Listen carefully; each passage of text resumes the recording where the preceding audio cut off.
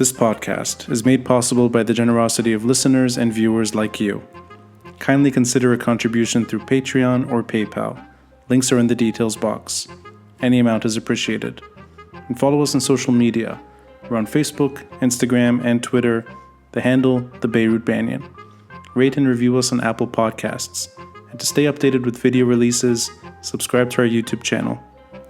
Thanks for listening, and thanks for watching. I'm Rani Shatar, and this is the Beirut Banyan.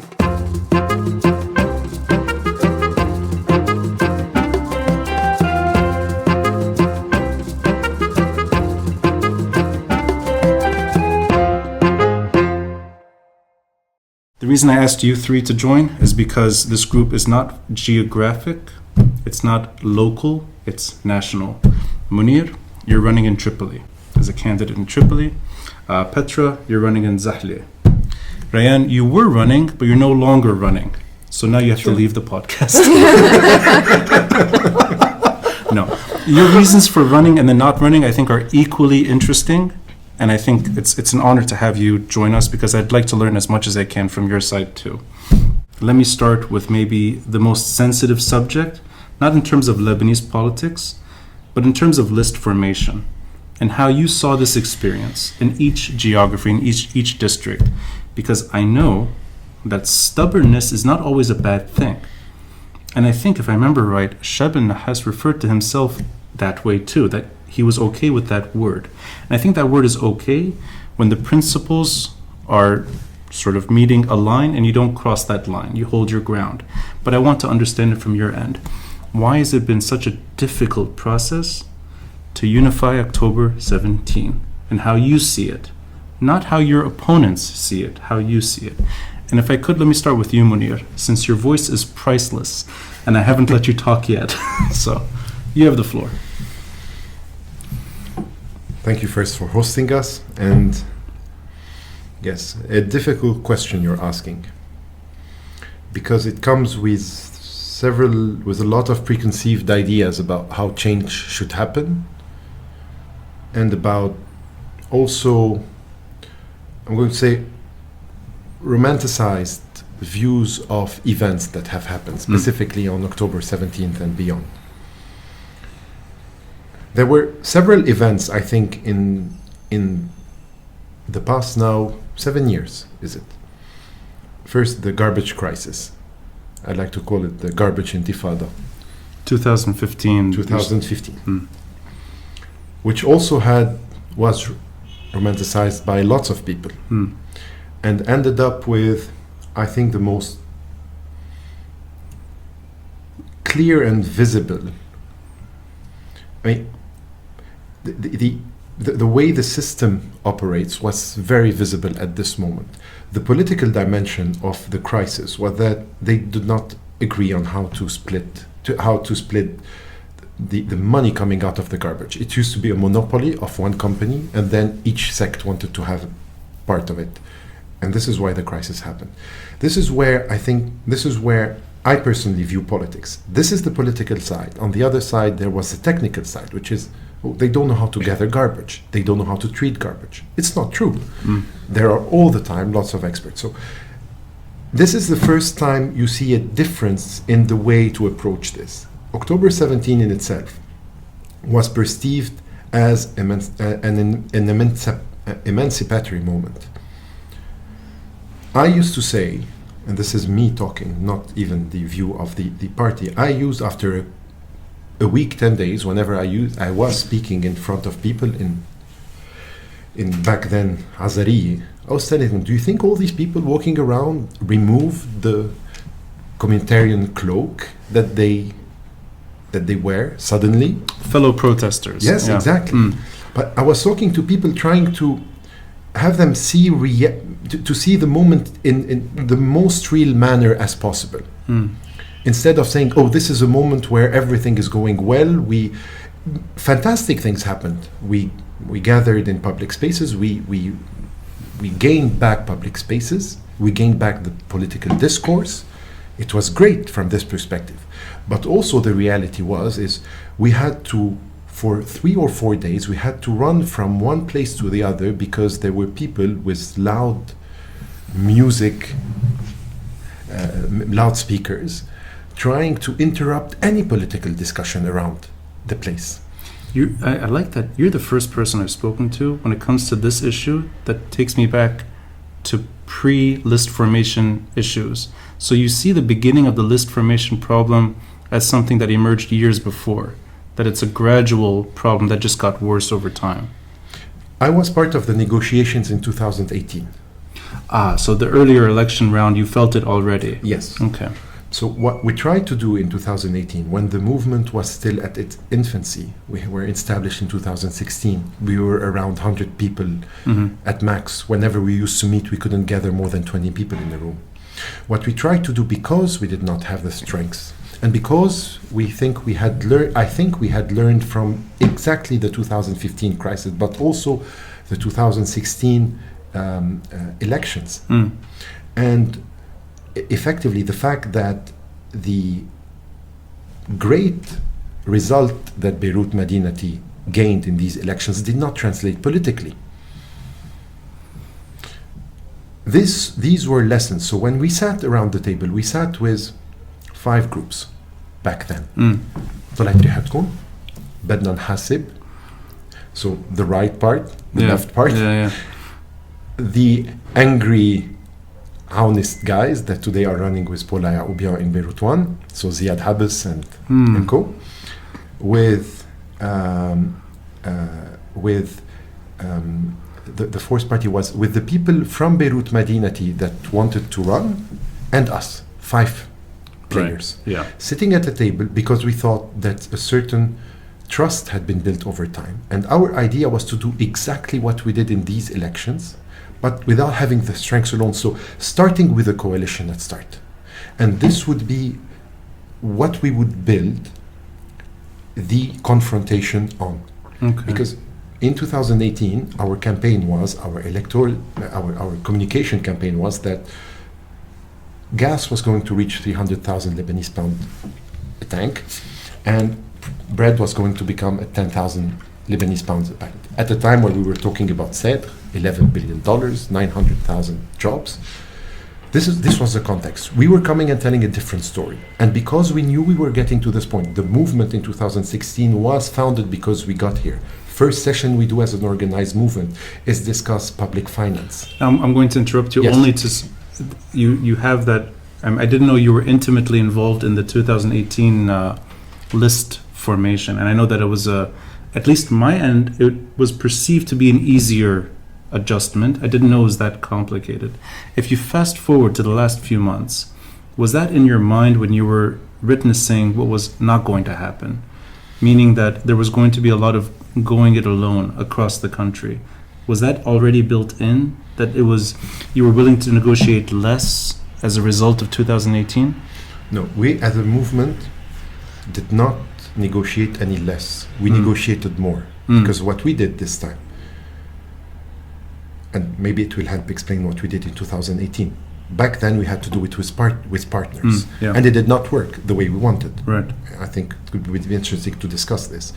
What we did this time is we said we are going to be the pillar.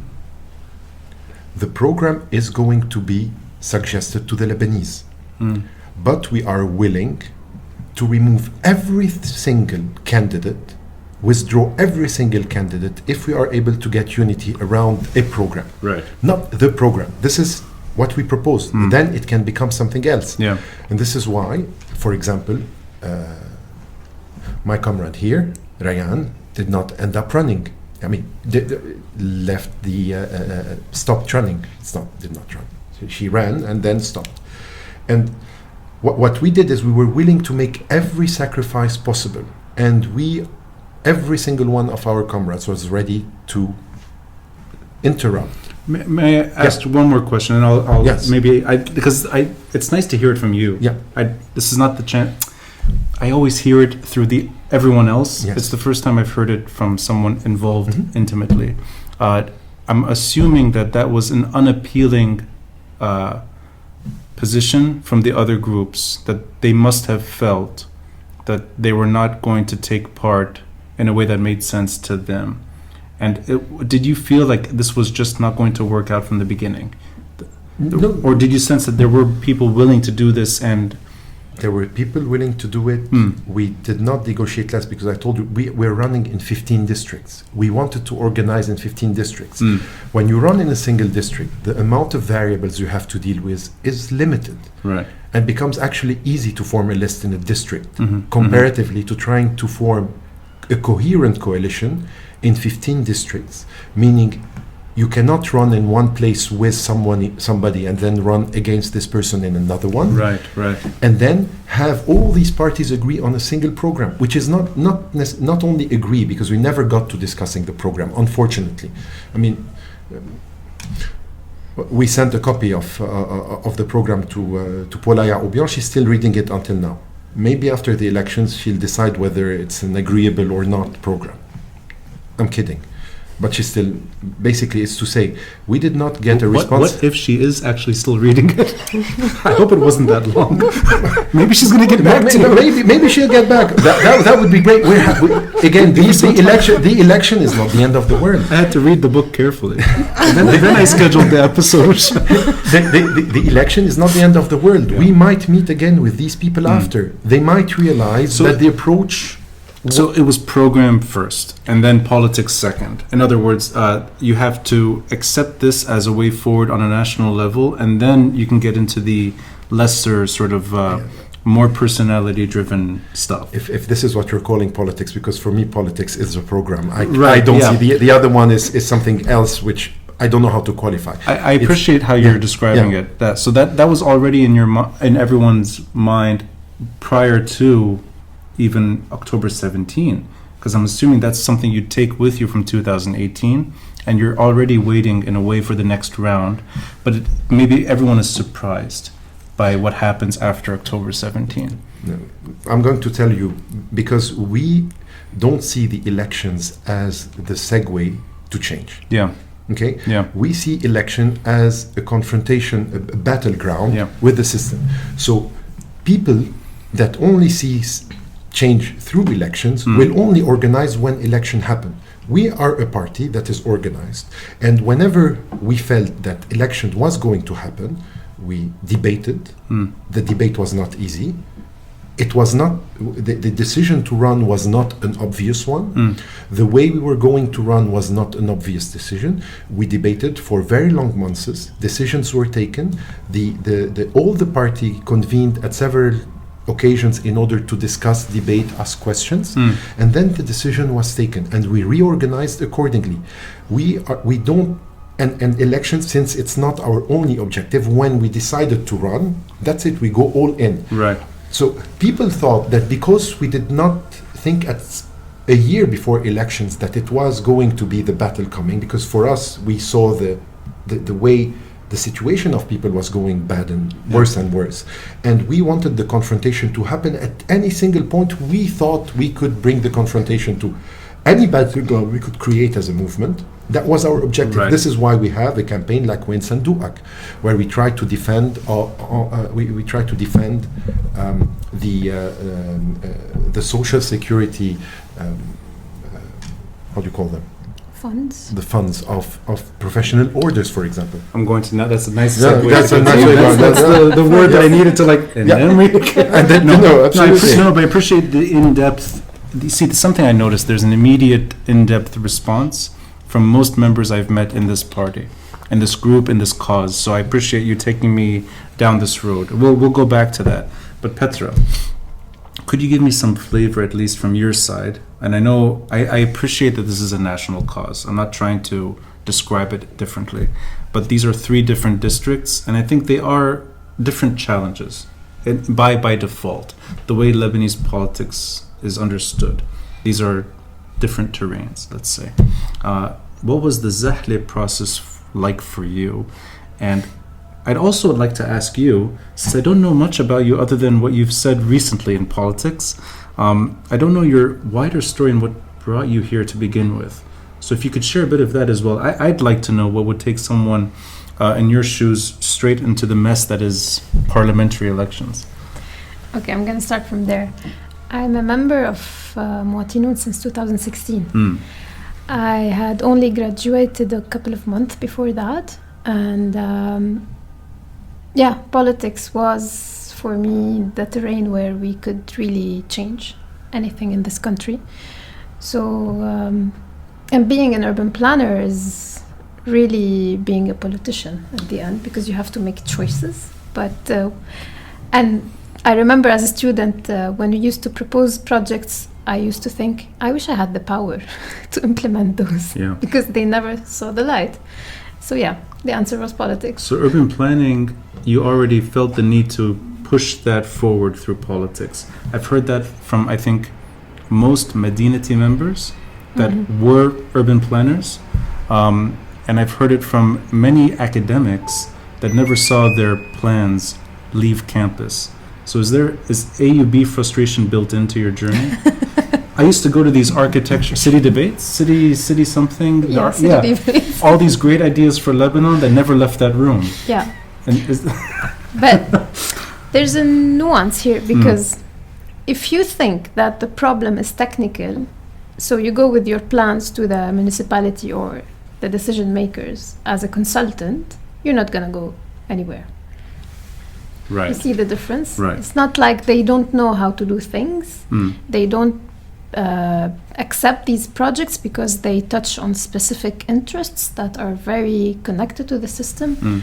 And in order to be able to implement anything, you need political will, not really the knowledge. In 2016, you joined a group that is not taking a local cause, like Beirut Madinati. I'm curious why, with your passion, you did not go more local. Because I'm guessing this is the frustration of being in Beirut. More than the urban planning ambition. For me, it feels like municipal elections is the way to pursue that. So what took you to a larger cause? One interesting thing we did in 2016 in Mounir was run in the municipal elections with one program. Okay. So I don't see how people today are surprised how we are running in parliamentary elections with one program, because we did so in the municipal elections. Oh, so 2016 you were already in that world, in the municipal. Okay, right. This is when Mounir started. Right. So we had a candidate in Zahle, in Banyan, in Tripoli, and several other towns on one political program. And understanding at the time the issue of the garbage crisis that Mounir was talking about clearly showed that the problem is beyond cities, beyond even urban planning issues at the local level. It was a national crisis, the garbage crisis, among other crises. And in order to be able to affect these interests that are very related to the system, you need to really touch on them directly. And that is at the central level, not really local. Is your journey similar to Mounir's in that 2016 and then later really 2018 elections is a learning curve for what you've set yourself out to do? Did you take those years with you, and does that have anything to do with the list formation in a district like Zahle? I would put it in a broader context of the work we do within the party, because running in elections is a byproduct of being a member in a political party. I mean, it's, as Mounir said, it's one of the confrontation arenas, but we spend a lot of time developing public policies on water, on electricity, on urban planning, on the financial schemes, understanding, the diagnosing. So we do that, and if you have a program and you consider yourself as a serious political party that wants change in this country, you don't stop there and present yourself as an alternative to request demands from the established system. No, we are saying this is what we will do if we are in power, if we were in power. I wonder if this is a built-in advantage that this group has, in that it was already in politics. Because a lot of the 17th October protesters turned politicians don't have the 2018 elections under their belt, or for that matter, the difficulties of You Stink and making that activism turn to politics. So in a way, you have a few years extra to figure things out on your terms, which I think is unique. Madinati did start as well, but Madinati shrank as it went national. The list formation is that a similar experience to Mounir, that it was going to be program first, and that is simply why there's not that more unified experience in Zahle? Is it the same story? Of course. That's why the program is one at the national level, and this is how we took it each to the district he or she is running to, and this what in my opinion made the negotiations even easier, because we are clear on what we want, on how we want to do it, on how to fund it, which was a deal breaker with several groups. And as Mounir said, we rarely reached the point where we had to discuss the content of the program. Oh, meaning that they were not interested. It's not. They were. The considerations were different. The objective. The list formation did not include program for the other groups. I'm going to role play very quickly the thing for you. Many of these groups were organizing at a local level, and I told you the complexities at a local level are very different from when you're trying to bring 15 districts together. We would go in. I didn't take part in many negotiations, some of them. First of all, the groups in the regions were very concerned because they had many candidates and they did not know how to select among them. So we told them it was very easy. You put down the program on the table, and I can assure you that if you have 10 candidates and you need 2, you're lucky if you get 2 that agree on the program, because in this country, the objective is not the program. It's not the politics. It is the position you're going to get in parliament. And that's something you saw as a defect that you'd want to correct by putting the program. It's not a defect. It's not. Our approach is not related to how things are effectively done. We know how things are done, but how we would like things to be done effectively. Which is, we are at a moment of rupture. We are not at a normal moment in history. I've heard this word used by several members, and when Shabel joined the podcast, he emphasized that word. We're going to get into that word because I think that word needs to be explored more and what exactly it means. Sure. So I appreciate both of you giving me what I like, that you're even in the district conversation, it's the program first. So I'm better understanding your politics to begin with. Rayan. Okay. All right. Why do you disagree with these two people? And why are you sitting next to me? And no, what your journey, and as much as you'd like to say about Mounir already kind of talked about it, that there's a reason why you're not running, but I think your heart was in it. And I think by trying to run, you wanted to be on the scene, but you took a decision to withdraw. And did I get it right? It was in Nabati. Yeah, so maybe the process there, which I think is there's more light shining on it for reasons we can get into later, but that it kind of stood out, as opposed to Zahle, which didn't get that much news, and Tripoli, it got some news. Tripoli not as much either, but I think Nabati was on the news more when it came to recent politics, as much as you can say.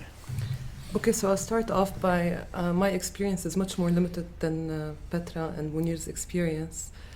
I joined in 2020, and I had no idea. I was not in the political sphere per se before. I remember just before 2019, 17 October, I really asked myself this question, which is very, I sound like an idiot now, but I was like, why does the electricity have to cut for that long? So it was the first time I was being critical about the situation I'm living in. And it took a lot of time. That's 2019, honestly. Just before 17 October, a couple of months before. All through, I always felt that there was something abnormal, in a way.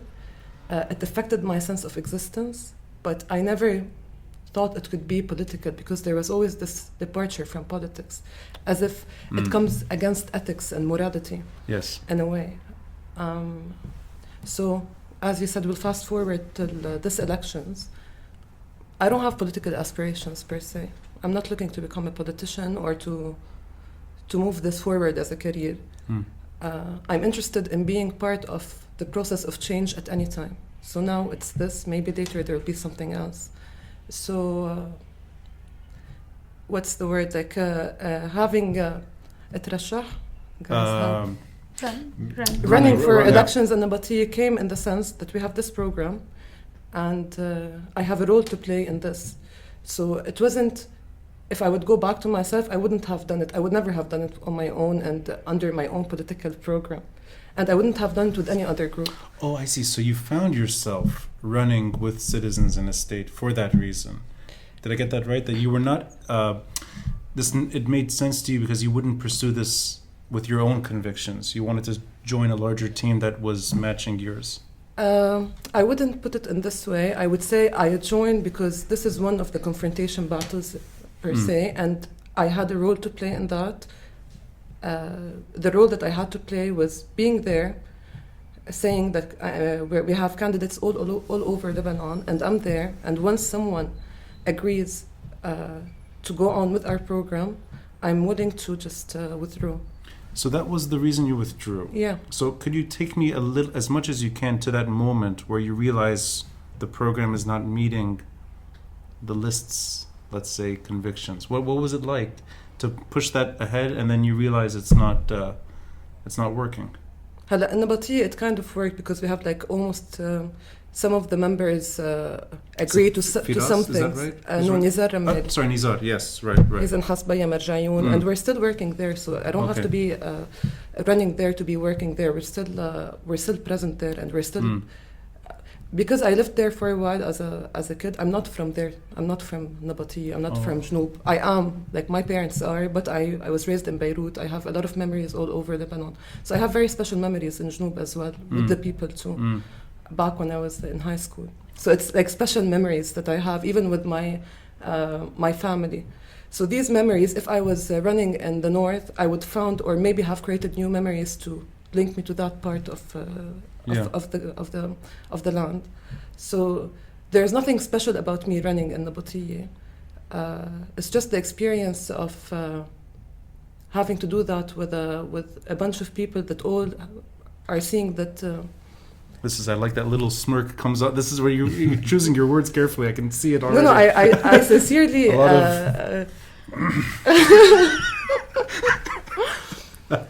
I would say no. It's really interesting that I always mispronounce his name. He's an author. His name is Kurt Vonnegut.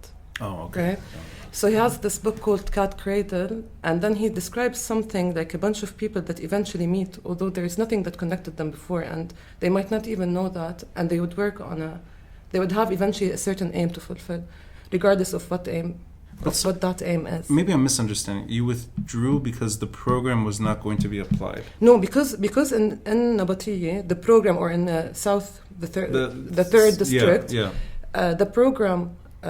Some people said, okay, we'll move forward with this program. Right. So I withdrew. But you withdrew in favor of someone else? Yes. Why would that person take your spot? I guess that I'm trying to see why you're the one who withdraws. Okay, so we'd go back.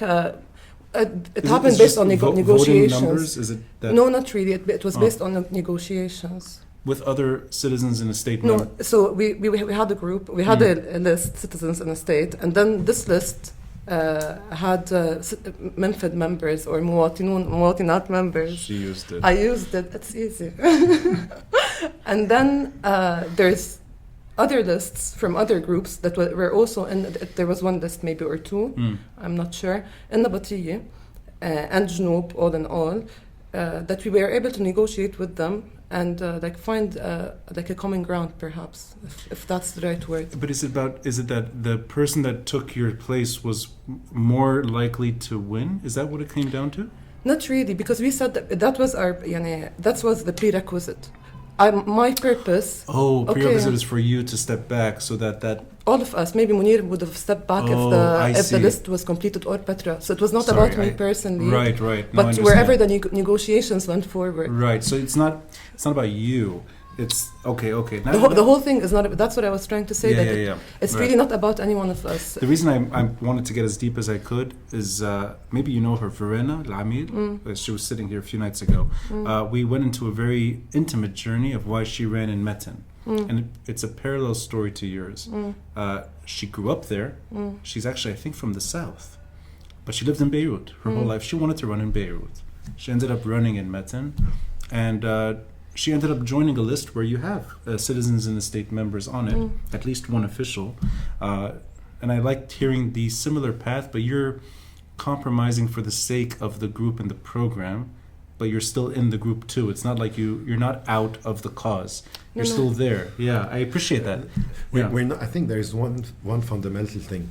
None of us is running because we want to run as individuals. Right. None of us. Yeah. So Yeah, this is yeah. very different from the story you just told. We are together because we are carrying a program together. That's what bringing us together. Then, do we decide to run in elections, not decide to run in elections? Right. Who gets to run, who doesn't get to run? We didn't Yeah. get a choice. Yeah. We as individuals did not get a choice. We were told, you are running in this district. Do you have something significant in order to just, refuse the mission? Yeah. The mission? Because Right. we are organized this way. Your journey in trying to take your activism, which begins in 2016, before this becomes a cemented, let's say, alternative party, in your earlier days, let's say, when you were on the streets, was there any conviction that protesting could turn things could improve the situation and encourage reform? Before we get to rupture, the reason I'm asking it in this roundabout way, and maybe it's my own preconceived notions, and we can even debate this, I still think the journey should begin with reform.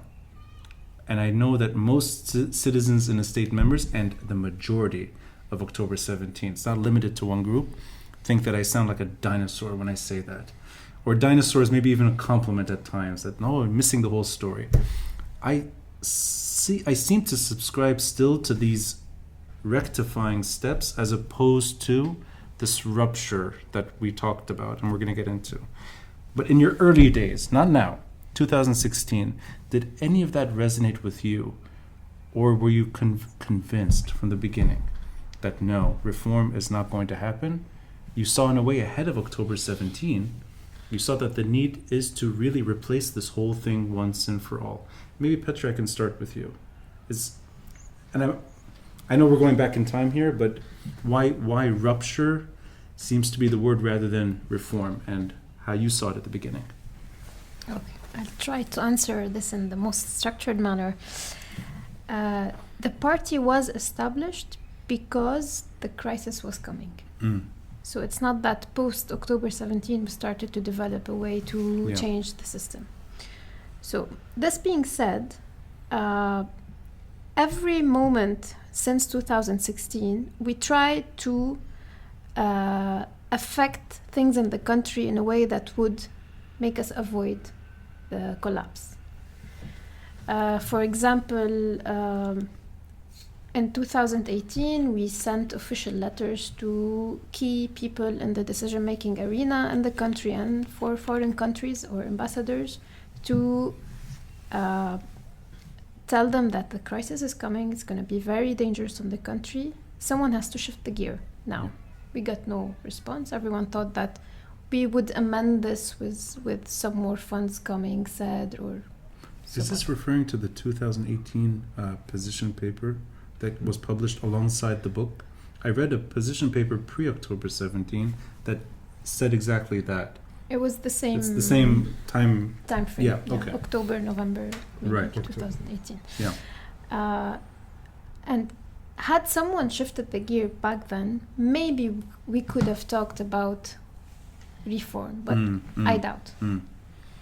All the time we lost since then is very precious in a way that thousands of people left the country, the port exploded. Yeah. We have lost a lot of resources since then, money, people, hope, even. So now we have passed the point of no return. I don't think that reform is possible because the crisis is deep enough not to be amended in simple stitches. And that there. was within you already prior to October 17. The conviction that reform is obsolete. Because I'm wondering why. I'm trying to understand the temptation to go all the way at the beginning of your political journey, rather than the more I don't know if comfortable is the right word, but the more, well, it is an easier road, the path of reform, when it comes to at least trying to explain, I guess, rather than, I'm really trying to understand the deep belief that it's time to overhaul the whole thing. And whether or not that starts at the beginning or if it's just an accumulation. Okay. So maybe now I have to go back to the 1997. Not to do this. Okay. I wasn't expecting that. That's nice. Okay. What the hell happened in 1997? It's the first time the country decided to start borrowing in foreign currencies. Right. Okay. Yes. So what I was trying to say is that diagnosing the problem in a correct manner would automatically lead you to a change of system dialogue or suggestion. In 1997, the government at the time decided to start borrowing in foreign currency because it was the first time that the established economic and political system started wobbly. So started shaking. Yeah, basically, the foundations of the system started shaking. Yeah. So at the time, someone could have said, this is dangerous, we don't have to do so. We can reform in doing 1, 2, 3, trying to invest in some productive sectors, instead of taking the opposite path, which is borrowing in foreign currencies, stopping any investment in the public sectors, any employment in the public sector, freezing wages, etc. So in 1997, there was an option to reform. It wasn't taken. Same in 2011, 2013, 2016, when the financial engineering schemes were done. So at every time or moment in the recent history, someone could have changed or reformed. It didn't happen until it dragged 30 years with deeper losses, and we lost any chance to reform because we had our chances to reform. Now it's too late. So your journey into politics had that already, that you saw that there were earlier attempts but prior to your own engagement, and you took that as lessons learned in a way that that's been tried already, it doesn't work. You have to try something else. These are the perks of being a member of a political party, because we're not trying to build personal careers, as Rayan said, in politics, or a credit that we would sell in the elections so we get bank votes. It's a whole political engagement as a party, as an organized party, because we need the agility, and the situation is dangerous to a point that you need organized bodies to deal with it. I appreciate what you're saying, because I know it's well understood, and you've said it in different ways, that this is not about individuals, but it's also nice to hear why the conviction is so deep that this is a failed system. And I appreciate you're looking back in time without your own politics. You're not there, but you seem to understand things in a way that makes sense for rupture as opposed to reform. So I'm going to get deeper into that. But Rayan, you said something that means a lot to me. In 2019, you realized there's no electricity. Where were you before? Generators were working fine. I was living in Beirut. Hey, وين ببيروت? I should have lived next to you. It's close to here, so. ما كان في كهرباء هون. بالك إنه كان في موتور. Hey, بس الموتور. You never really suffered from that. So you're referring to the 3-hour cutouts that we used to. And there was a motor as well. And my point is, I realized it was dark, but the point was, I never thought critically about why things are the way they are. So from adjusting to an abnormal situation, which is what we all do every day in this country, to waking up in a way politically and saying this is wrong and you want to make it right. Let me say it very carefully, that conviction or that deeply held conviction, is that what drew you to maybe join this movement? Because I appreciate I appreciate the building blocks to political maturity, and it feels like maybe yours is fast. Yours is almost head on. That I see a problem and I need the system to change for this problem to get fixed, rather than a more gradual approach to it. I think since you become conscious as a child, you start seeing these contradictions in everything, and then you end up noticing that it's all political. And if you're looking to be part of any change, and looking to really push things forward in a sense,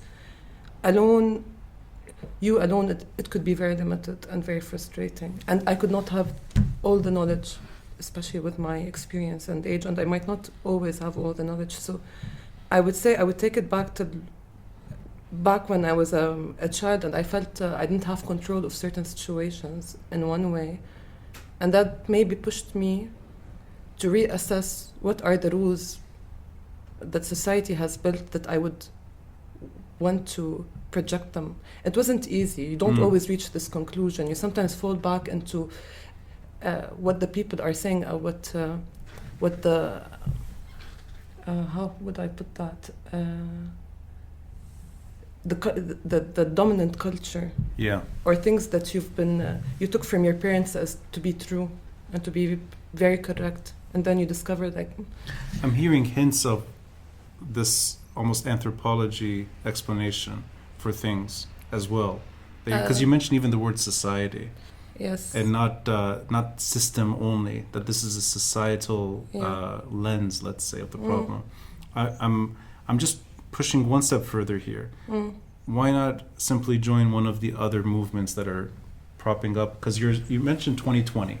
That's post October 17. And post the port explosion. Post port blast, and there's dozens of groups that you can find yourself with. You go to a group that is already well structured with a program, and it has its own sort of path forward. What takes you there as opposed to one of the smaller, one of the maybe less known, and maybe one of the more reformist-minded groups? When I joined, I remember like being in one of the meetings, and they were like talking about really big topics, and I remember like not understanding a word. That was one of my first meetings. Like, these are new concepts for me. These are very new concepts for me. That's my group. Exactly, and I got nervous. So they were too complex for me to understand, which really shows that certain limitations, how we think, and these limitations are being broken at every single turn. I knew us back then. It was them in 2018. So I was looking to elect. Oh, I see. They were familiar already. Yes. Okay. Right. And every time they kind of they spoke logically, and that was very rare in our world, not even society. And it was beyond just a democratic appeal. There's a democratic lifestyle that you. I'll ask you each in a fairly quick way. I'm going to guess just by age. I know, Mounir, you're my age, but all of us, I'm thinking, have either parents or grandparents that were politically involved in different ways. Maybe not visibly, but they had their leanings. Did that in any way make you want to be less involved with already household names? That you wanted to join something new? Was there any built-in dissatisfaction with maybe looking at parents or grandparents and their frustrations? Maybe I can just ask you, Mounir, is any of that why you're in this group? No, because like everybody in Lebanon, each one of us had an opinion. Used to belong to a group, used to belong to a sect. And it is only after I joined, and my journey was, I joined by mistake. So you didn't understand what they were saying? You were there by accident? No, it is. I'm still the only person who read the proposal. I persevered. You actually read the program. You're like, wait a minute. I'm saying by mistake. I'm saying half jokingly, but in reality, it is only after a while that you reflect on, and I told you a bit before the episode started, on the journey of the people who preceded you. Yeah. And where they succeeded, where they failed, where they got defeated because our families, most of the people in Lebanon, which didn't have the privilege of being in places of power whenever big decisions were taken, actually got defeated by the system. Oh, I see. So that's already in your mind when you're joining this group. You know, it is something that I developed with time. I tried to understand. Yeah. I tried also to put my personal political path in the continuation of the past. Not in the continuation of the passes before, but trying to understand what went wrong. Yeah. Okay. I could have been in certain cases critical of the involvement of certain people in my family in politics. Sometimes very close people. I'm a management consultant. I'm like Petra. But sorry to interrupt you. Only Yeah. just your journey. Is there anything from in your private past, not private, family, let's say, or relatives or baggage behind you that you want to just throw away? Not really. I didn't feel there's a load I was carrying from my family, especially that in the extended family you have contradicting belongings in the political parties. So there was no one load that really weighed on me. But what's interesting within the journey in Muwatinun, you get to understand in a throwback manner things that we used to assist as kids in the family discussions, even events in the history of Lebanon or the way we lived. So you better reflect on your own life by joining this group in a way. Yeah, and a flashback. A flashback.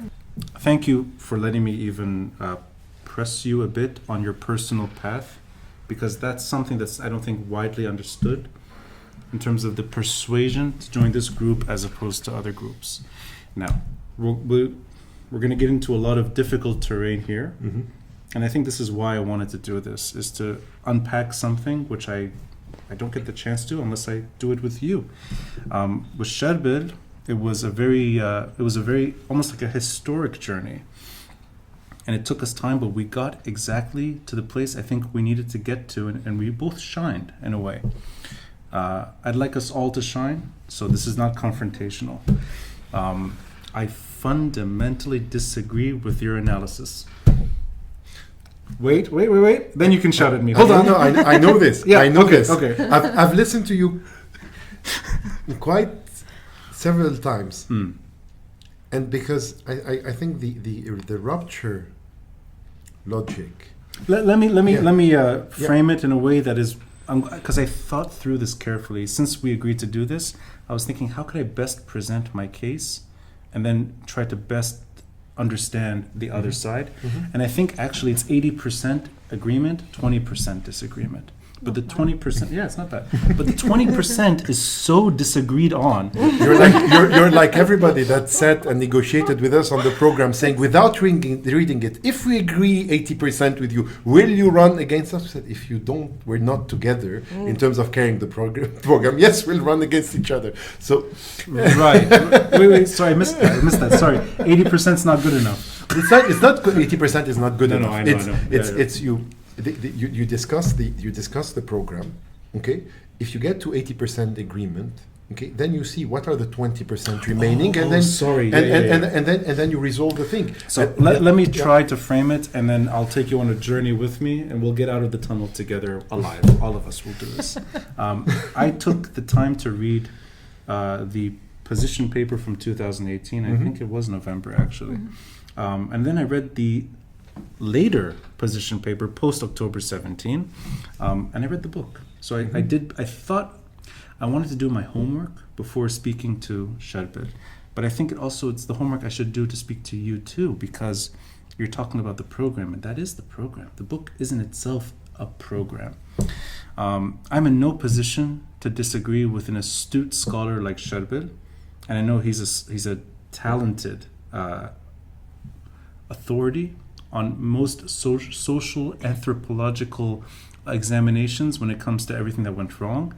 And I think it's hard for me to even really disagree with his fundamental analysis on the long-term systemic problems, because I don't think there is much to disagree on. And that's where the 80% comes naturally. And I think anyone that wants to recover from this disaster needs to have a program. You can't just use slogans. And the highway is full of slogans that I don't trust. And actually, a lot of these slogans, I think sometimes they say the right thing and then have nothing to add to it. So there's no policy to back the slogan. I think you guys have the policy to back the program.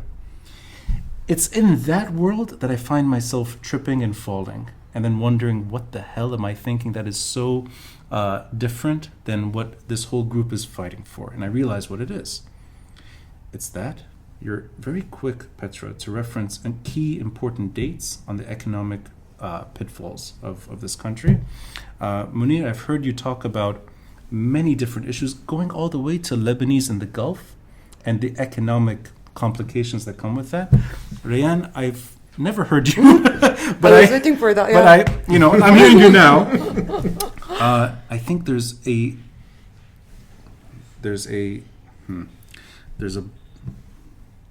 section of our journey in this country that is not attached to what happened. Now, let me carefully explain myself, and then you can each punch me as much as you want.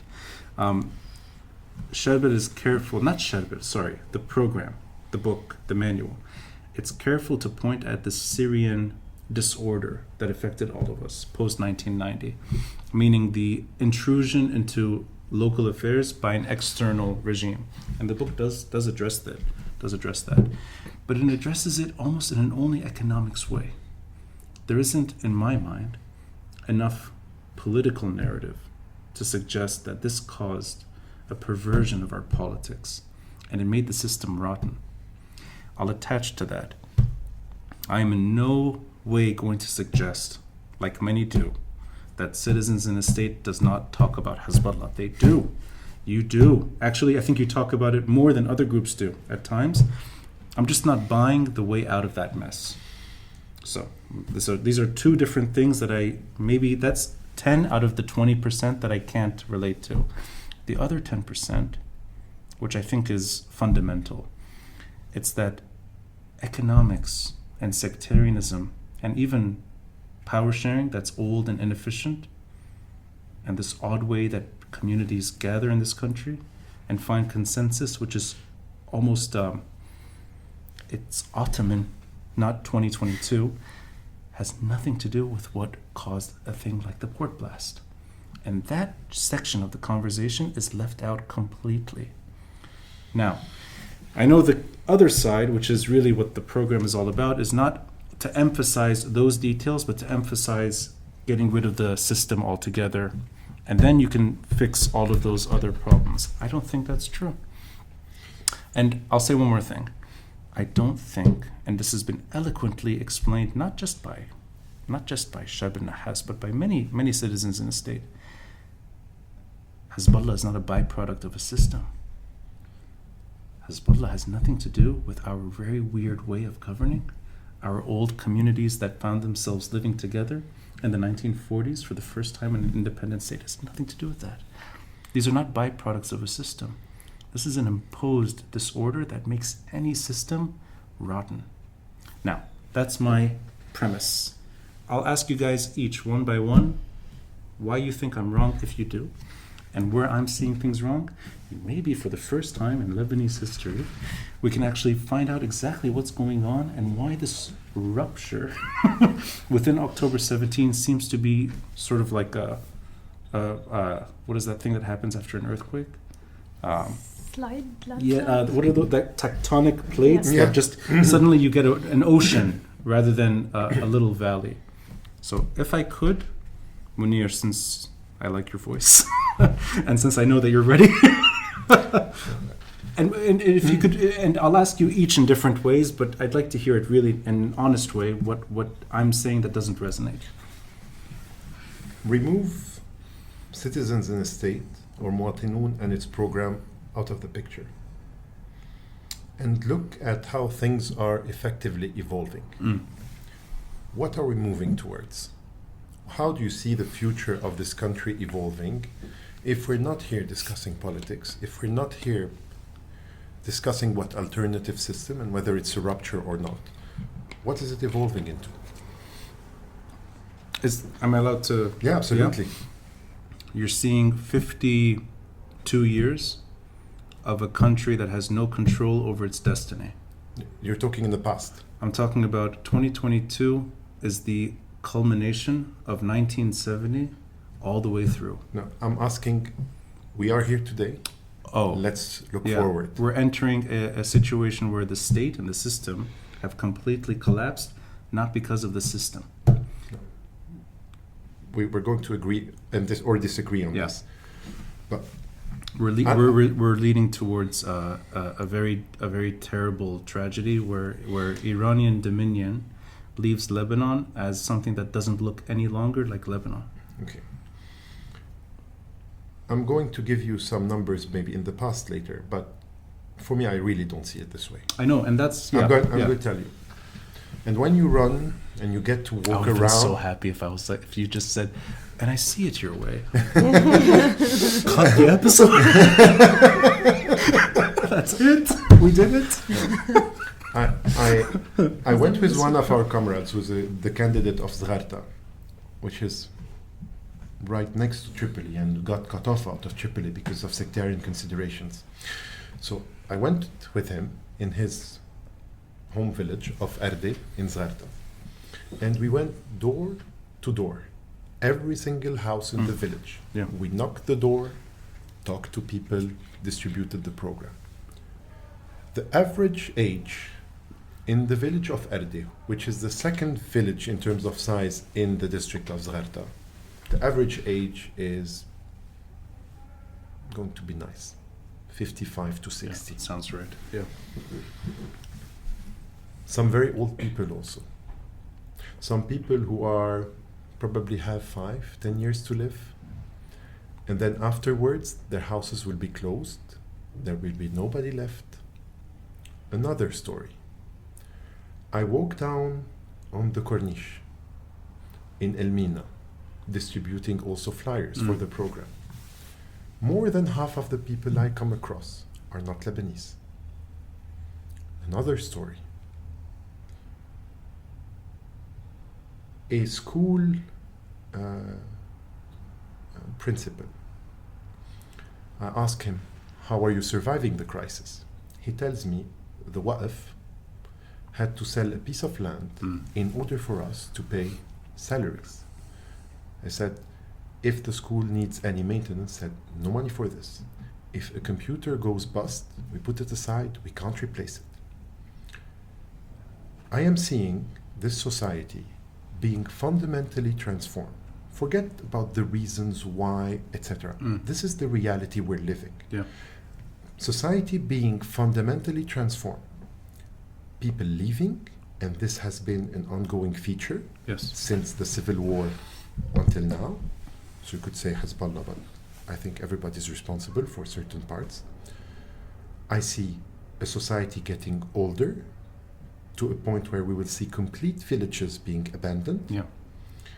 I see a replacement by people that were let in at the time where all parties were ruling. I'm talking about the Syrians, which I'm not afraid about the numbers. Demographic change, if you have a state, it manages demographic state. What I'm concerned about is a demographic change happening without having a state to actually control. If we had a state, we wouldn't have that many Syrians in the country. That was a Freudian slip. Maybe. Maybe we have too many of us, of me. But you're actually correct, and even Shabin has said it himself that we're blind when we don't see that half of the country, and we just look the other way, and that's. I mean, everything you're describing is reality. So I appreciate your reality. Yeah. But what I would like to just add is that that's the reality. I think that's the 80%. Let me just add to the Yeah, because sure. I think it's super important that also I'm seeing people, and I didn't add one story, people selling everything they own because they need to get medication, because they need to get into hospitals, selling houses for pennies on the dollar. Yes. Or cents on the dollar. This is what is effectively happening. A change, a seismic change this size. If you think that any structure in this country can survive this, including Hezbollah, I think there is a big mistake. It's just let me finish. Sure. The communitarian system, they need each other in order to survive. When there is something that comes from the outside and disrupts the way things are being disrupted in Lebanon, you can't foresee, you can't imagine that structures will remain the same. And one of the things, as part of rupture, when we talk about rupture, and this is something that I care a lot about, our aim is actually to protect institutions. Right, yeah. Institutions are things that are built by a society over tens of years, some of them hundreds of years. Look at here, we're overseeing AUB from your apartment, almost, part of it. Part of it, yeah. This is an institution which is now, 150, 60 years old? Yeah. This is an institution that, with the crisis that is happening, is relocating to Cyprus and to Dubai. This is a fundamental destruction of this is a destruction of an institution which has been here for tens of years, and we're very proud about it. There are schools we're proud about. There are hospitals we're proud about. Yeah. This is what is happening, and including institutions such as political party today are at risk, including Hezbollah, because Hezbollah, when the people that constituted Hezbollah are not here anymore, because it's important. Yeah. It's important to look. I like to look in the future now, because then we can go and fight on whose responsibility it is. But it's important. It's important for everybody to know where we're going. We're not going to a place where there is a force that is dominating in this country. Hezbollah will be in 15 years the size of what we perceive, for example, today, the Socialist Party of Walid Jumblat being. They will be 4 or 5% of society. Society will be completely different. First of all, we need to tell to all these people, this is what is going to happen. It's not because we are trying to assign blame to what happened. Today, your institutions, the same way the institutions I'm proud about, some of them I graduated from, these are about to disappear. Your institutions, which you're proud about, are also about to disappear. I'll take it to you, Petra, but I'll only, I can ask you this, and I'll try to build on your projection to the future, which I appreciate. And I think, again, it's the reality. I don't think there's anything to disagree with on our reality. So I think maybe it's more than 80% actually. There's a component within our reality that's not emphasized enough, at least the way I see it. And I know that again, it's the ocean between. It's not Hezbollah, a party in Lebanon, that I care about. They are already bearing the burden like any other party in Lebanon. So I think that's true. Actually, no, that is true. It's the security disorder that has impacted this country, that goes beyond politics, the way we understand it. It's not a local problem or even a national problem. It's a regional burden on Lebanon. And the reason I'm going in that direction is because I share with you the very bleak future that's in front of us.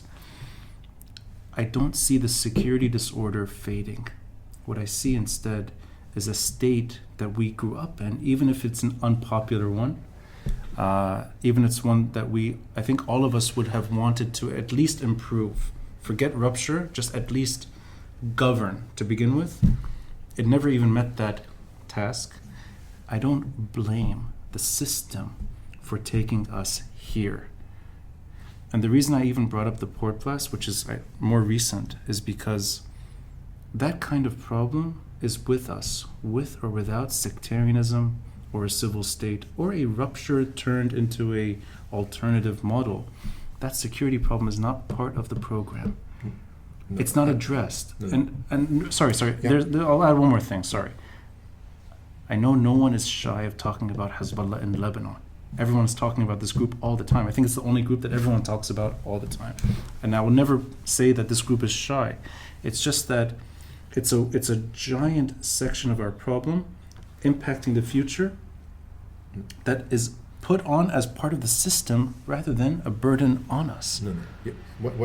I think what you're missing from what I'm trying to say is the following.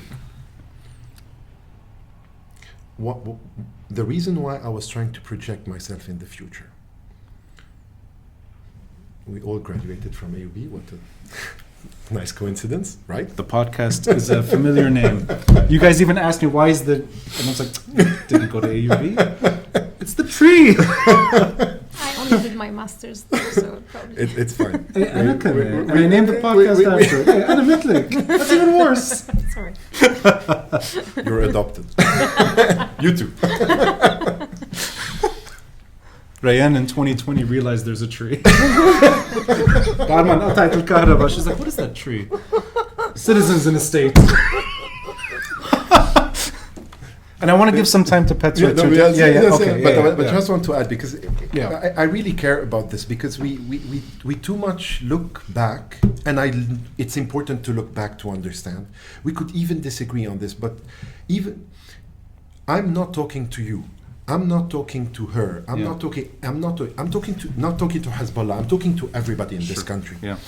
If this institution, which I graduated from, I'm proud about, and I'm seeing it disappear, the armed movement that Hezbollah built for certain people in this country is an achievement in itself, and they're very proud of it, and it's an institution. At the same time, this same institution I'm talking about, is risking disappearance, in the future. And I'm going to be, and for me, what was built at AUB, what our society built, because this is the accumulation over years, is something I don't want to lose, because this is part of my society, because I don't look myself as part of a group anymore. I look myself as a citizen. And today I see people have developed, you might say for good reason, bad reason, military capabilities. And this group, and these people who have developed these capabilities also are at risk of disappearing, and I'm going to lose the capabilities I developed in the educational sector, the capabilities I have developed in armed struggle, the capabilities I have developed in the media sector, because this is all what we're losing, and they are going to lose it too. And if I am today able to convince everybody of us, starting with the things they care about. You care about certain things. They care about some other things. It's not that, Mounir. I'm sorry. But let me just finish. You're good at that, by the way. Well, I try. No, because this thing is very serious. Our lives are at stake. Our lives are at stake. We're not doing politics. When we do politics, we are extremely concerned about the life of everybody in this country. We feel responsible for everybody in this country, including Hassan Nasrallah. Okay, let me say it very clearly, so that the Hezbollah guys that hear me say this go crazy on me tomorrow on YouTube whenever we cut the sequence and I put it specifically online and I say I'm responsible for Hassan Nasrallah. I am responsible for every single one of you. I am looking at building a state in this country. Let me continue. Just let me finish. I'm sorry. You say you didn't have confrontation. I'm going to be a bit confrontational. I am here to save every single... I think he never did this on film. We are here to preserve everything that has been built, because everything today is going to be destroyed. That's what we're going to do. And we are here to convince the people. Some people of us were part of Hezbollah. Some people of us were part of Amal. Some people of us were part of the CPL. Some people of us were part of the Uwait. We are coming from every single group in this country, and we're saying everything that you have built, every drop of blood that you shed in this country, is going to be a sacrifice gone for nothing, because we're losing everything in this society. And final point, this is what we're trying to preserve under a state which deals with us, which governs us, and we are ready to take responsibility for this. This is very different from everything you hear. It's not us or them. No, I understand. It is all of us, and we're all of us seeing our future destroyed together. I agree with you, and I'm going to let you talk, Petra, but I'll just say something. The reason I did that uncomfortable journey to the past, which I know doesn't appeal. No, I'm happy to discuss about it, but it doesn't appeal to me in most conversations either, because I do, like you, like I think anyone with the right intention wants to fix and move on rather than keep going back and assigning blame. I completely agree with you, but need to emphasize one thing. The only reason I go back in this very awkward journey that we've been on in this country, this very painful, tragic circumstance, is because I think, this is my opinion, I could be wrong, 1970 is the last time we had a state that we could actually govern. And 1970 is the cutoff. There's a problem that stems from 1970 until right now, in this very minute, that is with us today. That does not seem to be in the conversation. It's something that would kill any system, good or bad. It takes any society to hell. It even makes Lebanon, which survived. Lebanon survived. You and all, the four of us went to AUB, not in the 1960s. We're in the same generation, all of us. Well, sorry. Mounir and I are in the same generation. I Petra's facial expressions. Okay. Give or take 30 years. But we grew up, we know AUB not in its glory years. And I love that you're referencing AUB. That's my, your love for AUB is my love for Lebanon. I completely agree. I love Ras Beirut for the reasons you're describing. Individual citizens that can feel the way they want to feel, and their communities don't matter that much. I think that's what your sentiment, I think, is that. I feel the same way. What I see is a society going to hell, and tragically doing so beyond 2022 for the reasons that are not discussed. 1970 is the beginning of the end, not the part that we should just skip over because it's too inconvenient. No, but that's my point. And when I say Hezbollah, and I think most of us agree on this, it's not about individuals or communities or members. It's not even about the party.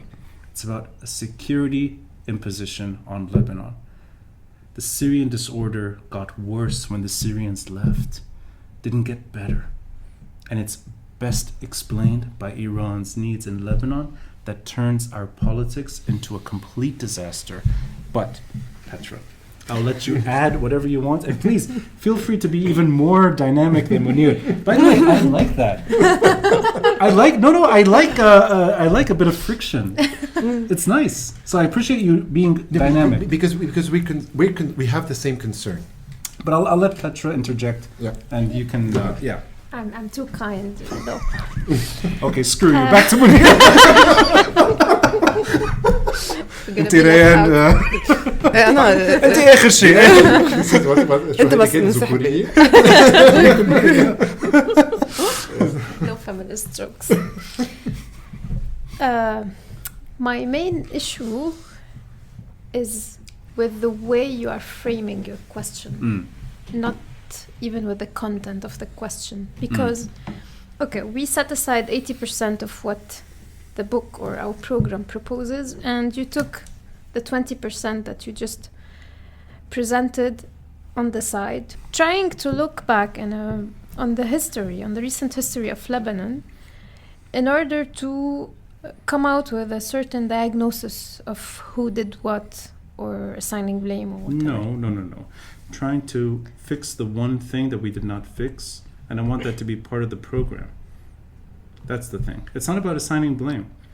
I don't blame Lebanese for siding or fighting any disorder. I think that's the consequence of the disorder. So there's no local blame. It's the problem of what we lost in 1970.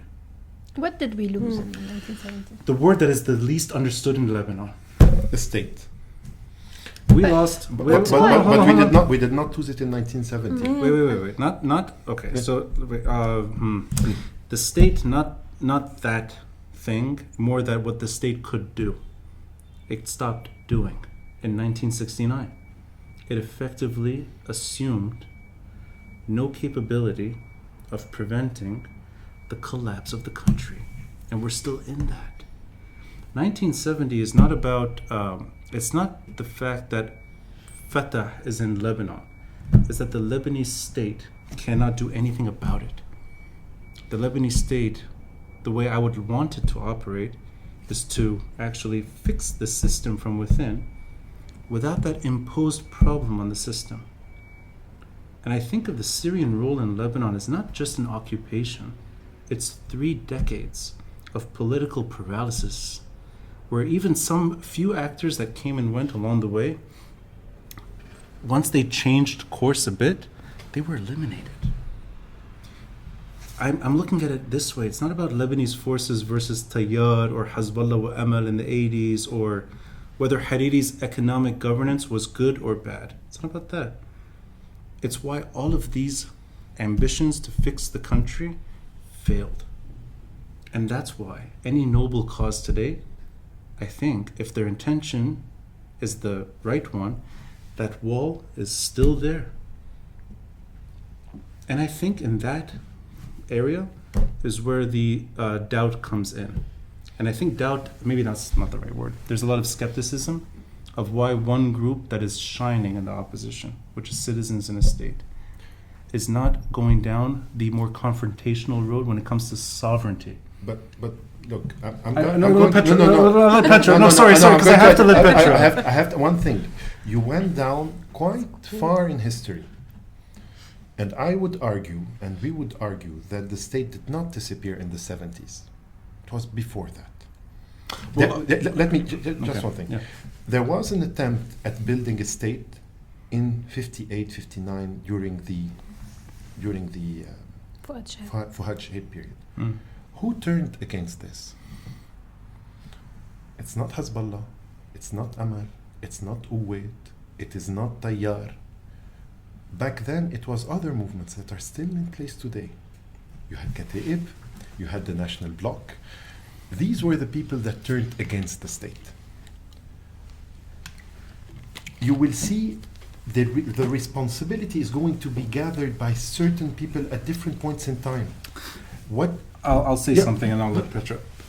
Yes, Kataib was politically not willing to fully embrace these Shahab years. Kataib becomes one of the ugliest parts of Lebanese history in the 1970s. That's my point, is that even the groups that did not do the right thing always end up becoming vicious forms of what they were when all hell breaks loose. But that's not because Lebanese do that naturally, given their system. It's because of a disorder in this country.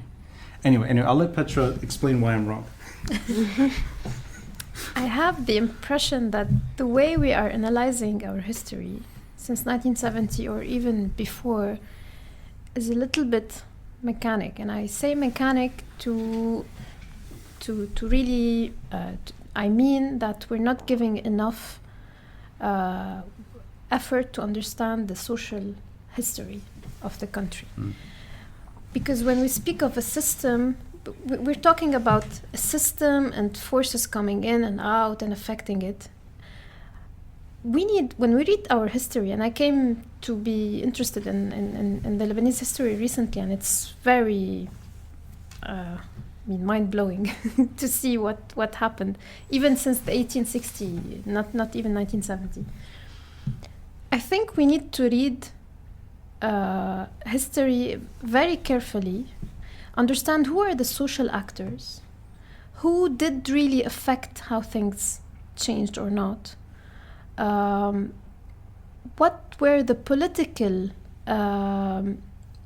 conditions in the region, because the Lebanon we know today is recent. So what I'm trying to say is, looking at history means specifically understanding the social orders, how they changed, what were the people doing, what were the elites doing, whether from the Kataib or other parties, why did they take these decisions, what was the influence of the external powers, so you could understand history in a more or less linear way and less mechanic way. And in this sense, not mix the cause and effects of things, not take things at face value and be able to go deep into the reasons, the main, the jawhar, the essence, essence of the events, whether the Syrian presence, whether the Hezbollah rise, because part of it, and I mean, part of what we did in the party is understand why Hezbollah started. I mean, in order to be able to assess what could Hezbollah do today, how to diagnose its role as a part of a system or not, you need to understand why Hezbollah started. Hezbollah is not a thing. It was a group of people who did something in a region for specific reasons, and then it grew. How did it manage to grow? Why? Who supported it? Who didn't? How did it come that today there's this dichotomy in how people perceive Hezbollah? It's not something. It's a social order that came to exist for specific reasons, and that functions or moves or affects the course of things in the country, not as a thing, as a social phenomenon that evolves, that lives. The reconciliatory approach, which I think is built into citizens in a state, which I appreciate. There's only one group that has made it a built-in procedure to listen and learn and try to fully grasp what happened to one of the most important groups in Lebanese history. I think that's a noble goal, and I think it's also perhaps deliberately sidelining exactly what Hezbollah is doing. It's not about a few or 100 or even 1,000 Lebanese defending Lebanon. That's my point. And Hezbollah right now is not the Hezbollah of the 1980s, the way you're describing it. Hezbollah is Iran's army in Lebanon. I don't think that's a comfortable conversation most October 17 members want to have. But I think that kills any system in Lebanon. That's, it's almost like, could a different system in Lebanon prevent that disorder? And I think citizens in the state would say yes.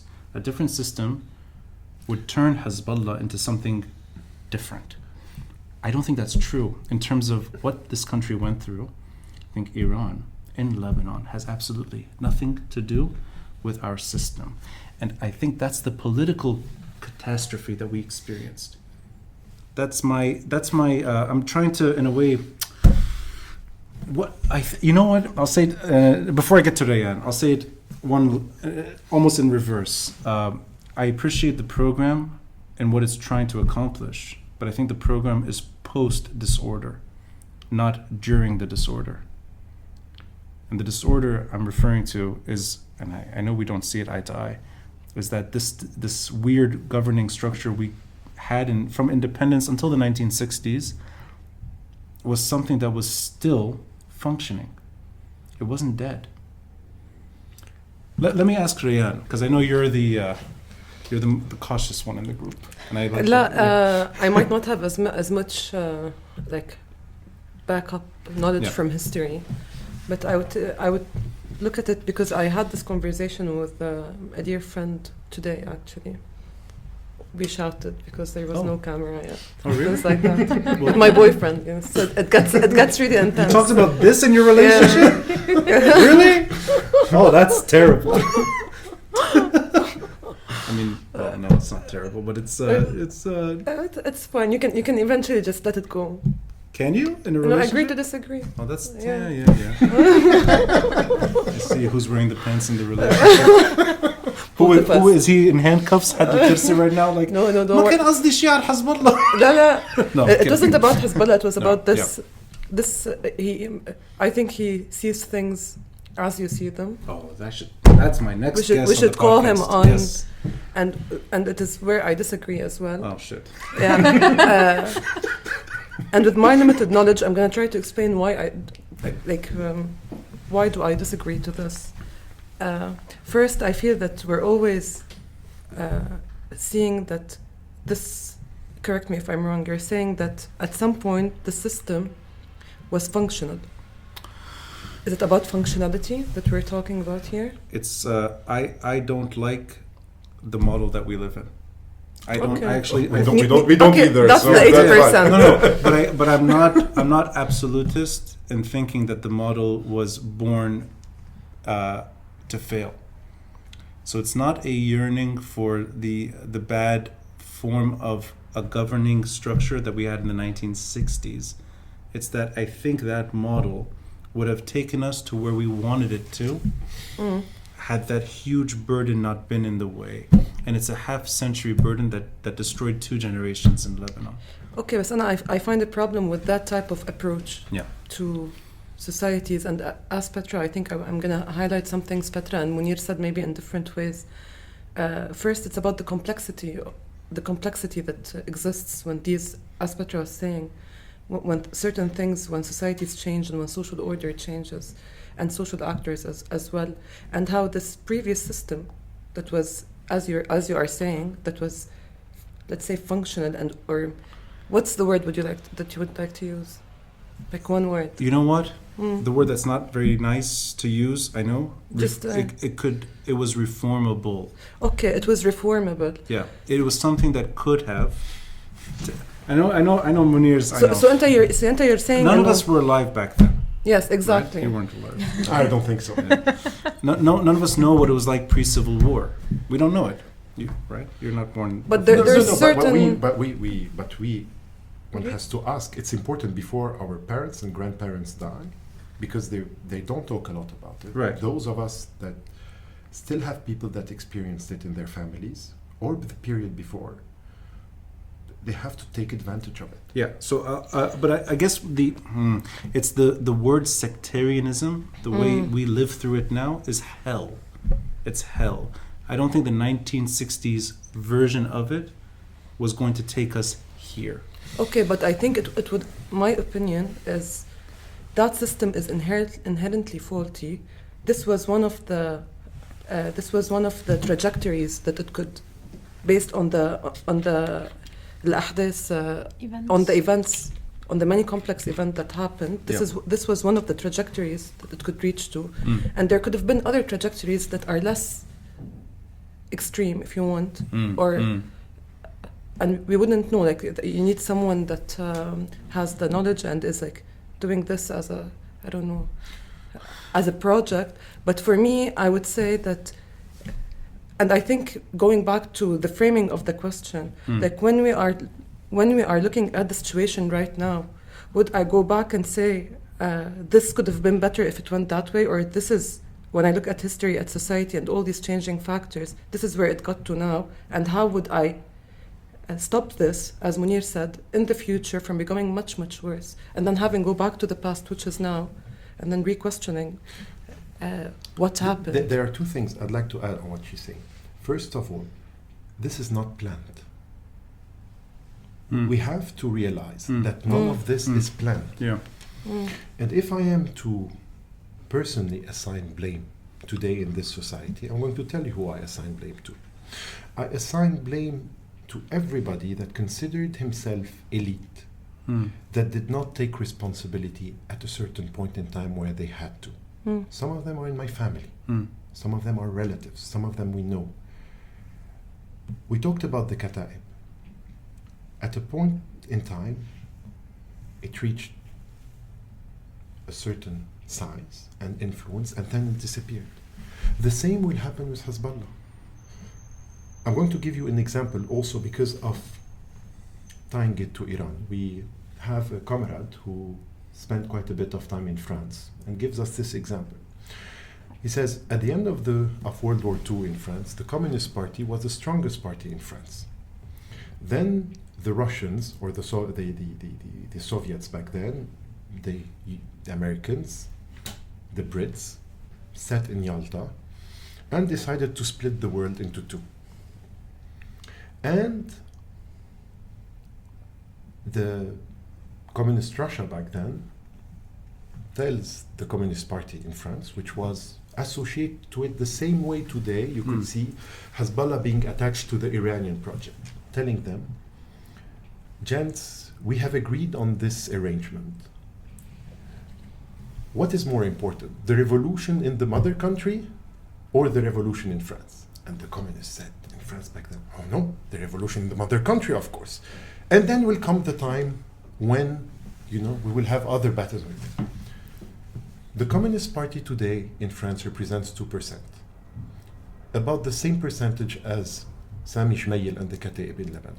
I was not expecting that one. I was waiting for that. So a party that was at the foundation of the establishment of a state or a system in Lebanon today is completely marginalized, not because of a plan, because of a series of wrong decisions that were taken by leaders that were, unfortunately, prisoners of a system. And I would suggest to you to invite Osama Magdisi on your podcast in order to discuss how communities came to existence around 150 and 60 years ago. So I know Osama Magdisi well. His brother is, I think of him as a friend, Karim, who still teaches at AUB.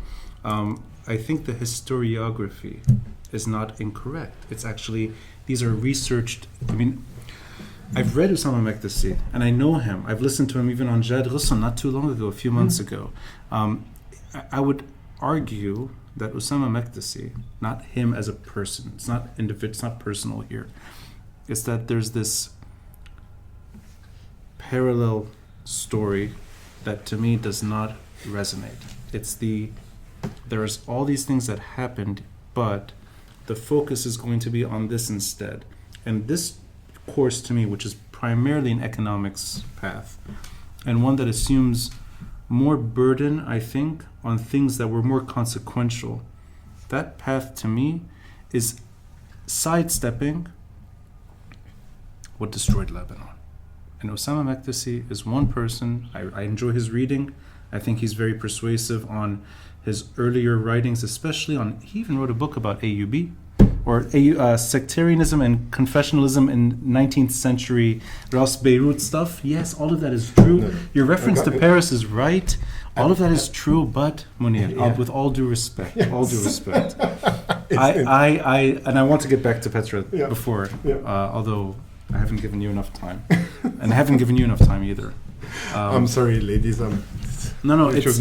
It's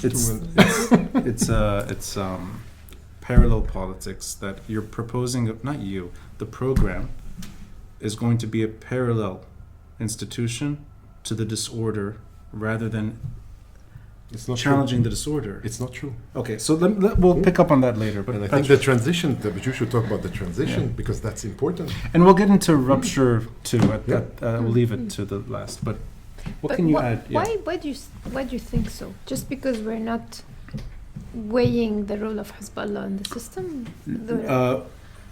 What's the word? Misweighing? It's not English. The kilo scale. I get different numbers than you do. But we are agreeing on the distribution of responsibilities. I don't think Lebanon or any country could survive this situation. I don't think it's because we are Lebanese that we reached this point and Hezbollah is just attached to it. Okay. That's really and it's not about Hezbollah. It's about all of these problems that have emerged in 50 years that have nothing to do with us. And I humbly disagree with one thing you said. The social anthropological story of why Lebanese fought in the 1980s, through the 90s even, has nothing to do with addressing Hezbollah's concerns. Hezbollah's security for Iran. And I know that this group does not see itself as anything compared to the Free Patriotic Movement. I know that. Actually, it's completely opposite to that, right? And there's nothing that would match the Free Patriotic Movement and Citizens in a State together, even on the same, there's nothing that even puts them in the same room together. But I can see a situation where a group that doesn't have the means, let's say, to pursue politics, ignores a chunk of the story, and that group is exactly the casualty of this disorder as well. And now you have a very ugly version of what was trying to scream and shout about it before, even to the point that they openly admit to it, that they even had a security pact with that group.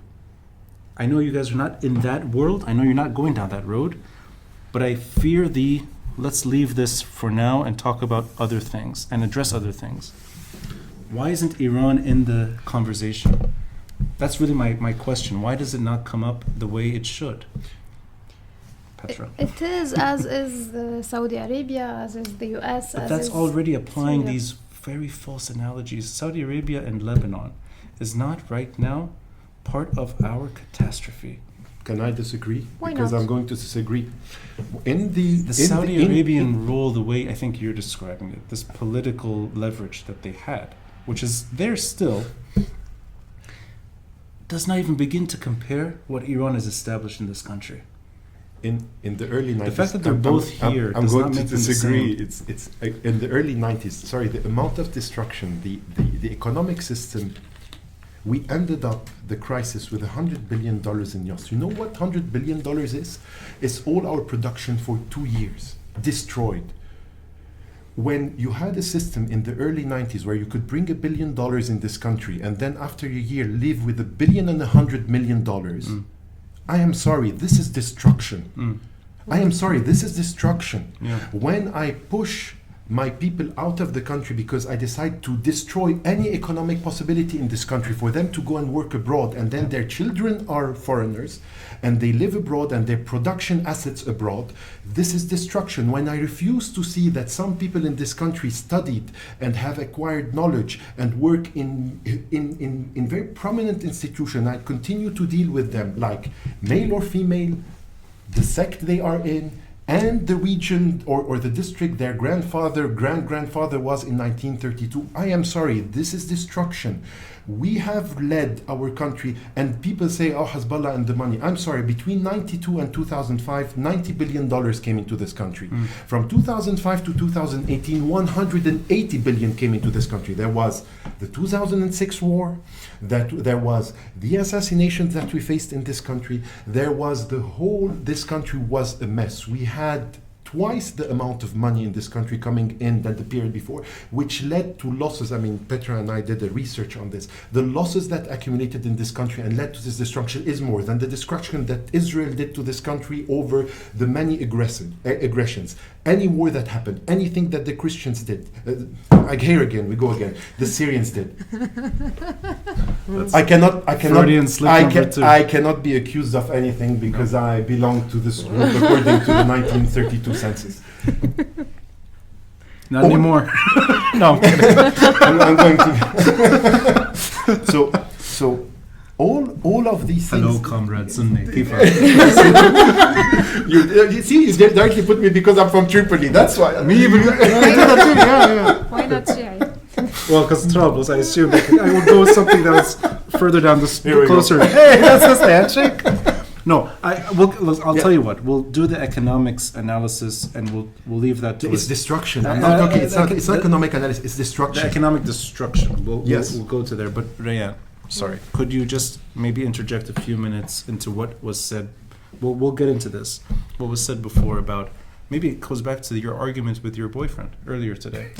Really, I like the way you were describing it. That you don't see eye to eye, and you don't see the root cause, let's say, of something that we lost 50 years ago, and that you were in a way elaborating on the argument you had. I can't remember what was my last thought, but You were asking me governable, reformable. so, And for me, okay, let me restructure my ideas.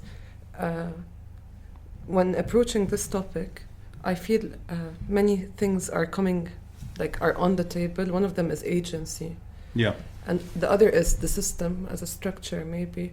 And maybe Petra could take this conversation forward because when she was talking, I had these ideas come in. Also, as Mounir was saying, what is considered I understand force and violence and domination. What is considered violence and force and domination, and how does it manifest itself in different ways? Where eventually the end game is there is no society, there is no state. So I feel when we're approaching this topic, it's very important to. I don't want to say to have a bird's eye view, but to be able to look at it from different perspectives, and understand all the context that surround it in a way. So I would. Yeah. No, please interject. No, so but I like you're slightly more diplomatic in your multiple sort of lenses, I think, in looking at this huge problem.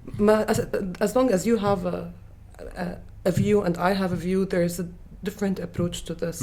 We can eventually, I can come and agree with you, or you can come and agree with me. Yeah. It is very important also to set the goals and to set the risk at hand. And the purpose why I'm looking back at history and what I'm trying to see, I would say. I don't know the limitations of this as well. I'm just thinking out loud with all of you guys. So interject whenever you have a supportive storyline to add. But for me, it gets to a point where... This must have been the most civil argument with your boyfriend today. No, it wasn't like that. It didn't look like this at all. I'm agreeing with you, and I don't even know why I was arguing. It didn't look like this at all. It was more of it was much more aggressive. The reason I am being extra pushy with you guys, I'll tell you the most sincere reason, is it's a fact. Post-elections, there is one party that will stay with us and be involved in Lebanese politics for the years to come. So I'm trying to challenge you as much as I can, because I think it's fair. I think it's a fair description of how this group is evolving as Lebanon's history moves forward. So this is my rare opportunity to be not confrontational, but more just getting to the bottom of certain issues. I'm going to try to give more time to Petra and Rayan. I'm going to shut up. No, that's not my way of saying. No. I don't want you. No, I did quite a bit. It's fine. I'll leave it to. I'll be courteous. For anyone listening and watching, it's because we took a break. We're all being a little nicer. In a few minutes, it's going to be. Yeah. I had to go to the bathroom. You had to go to the bathroom. I would have been nicer. So that's the only reason you care about what you're doing? Is because you have to go to the bathroom. That's awesome. You know, they should never let you go to the bathroom. You'll win. That's what happens when you're roaming all day long in the streets of Tripoli. That's true, actually, yeah. The three of us relieve ourselves regularly. Is this staying on tape? Of course this is staying, yes. You're going to go to the bathroom in 5 minutes. Get out of the picture altogether. So I will try to pick up where we were.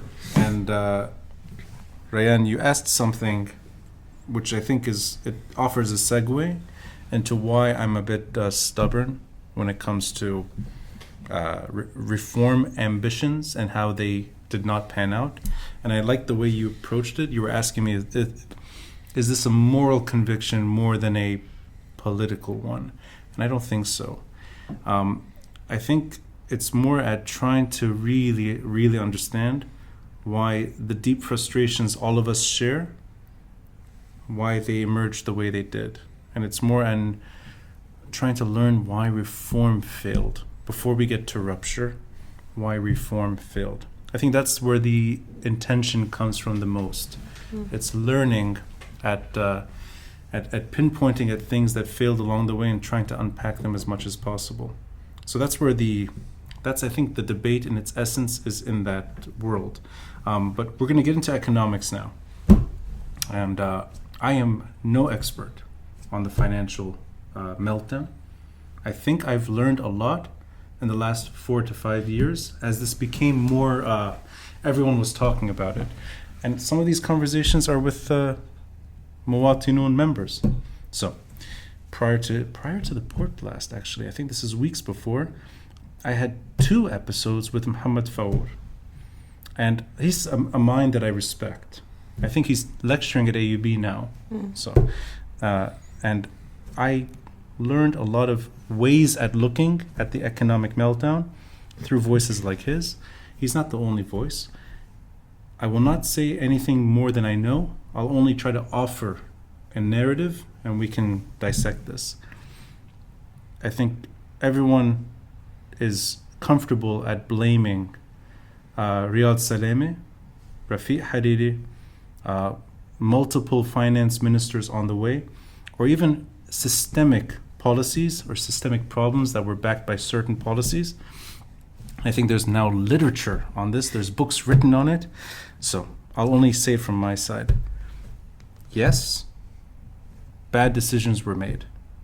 And yes, there are very few practical decisions that were aimed at the entire population that could have been done far differently and had a much fairer outcome. I think that's fair to say.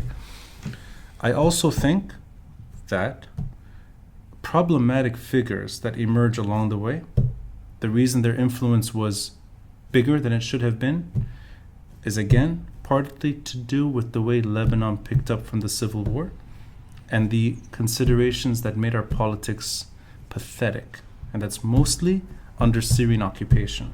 So somebody like Rafiq Hariri, who we talk about all the time, and he hasn't been with us for 17 years.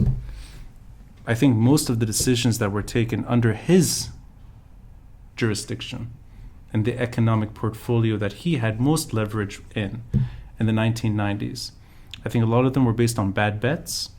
I think a lot of them were based on imagined realities like Middle East peace that didn't happen. I also think that a lot of the bolder decisions that were taken back then, most Lebanese could not imagine the reality of our politics turning the way it did.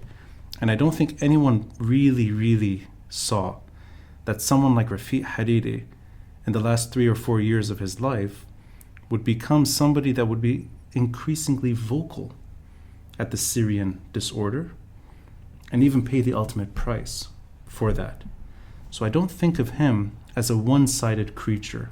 I think of him as a complicated politician who came about under Syrian occupation, and I think a lot of his economic decisions were not entirely accurate all the time. Some of them were too foolish at times, and we're paying a price for that too. So I think that's real.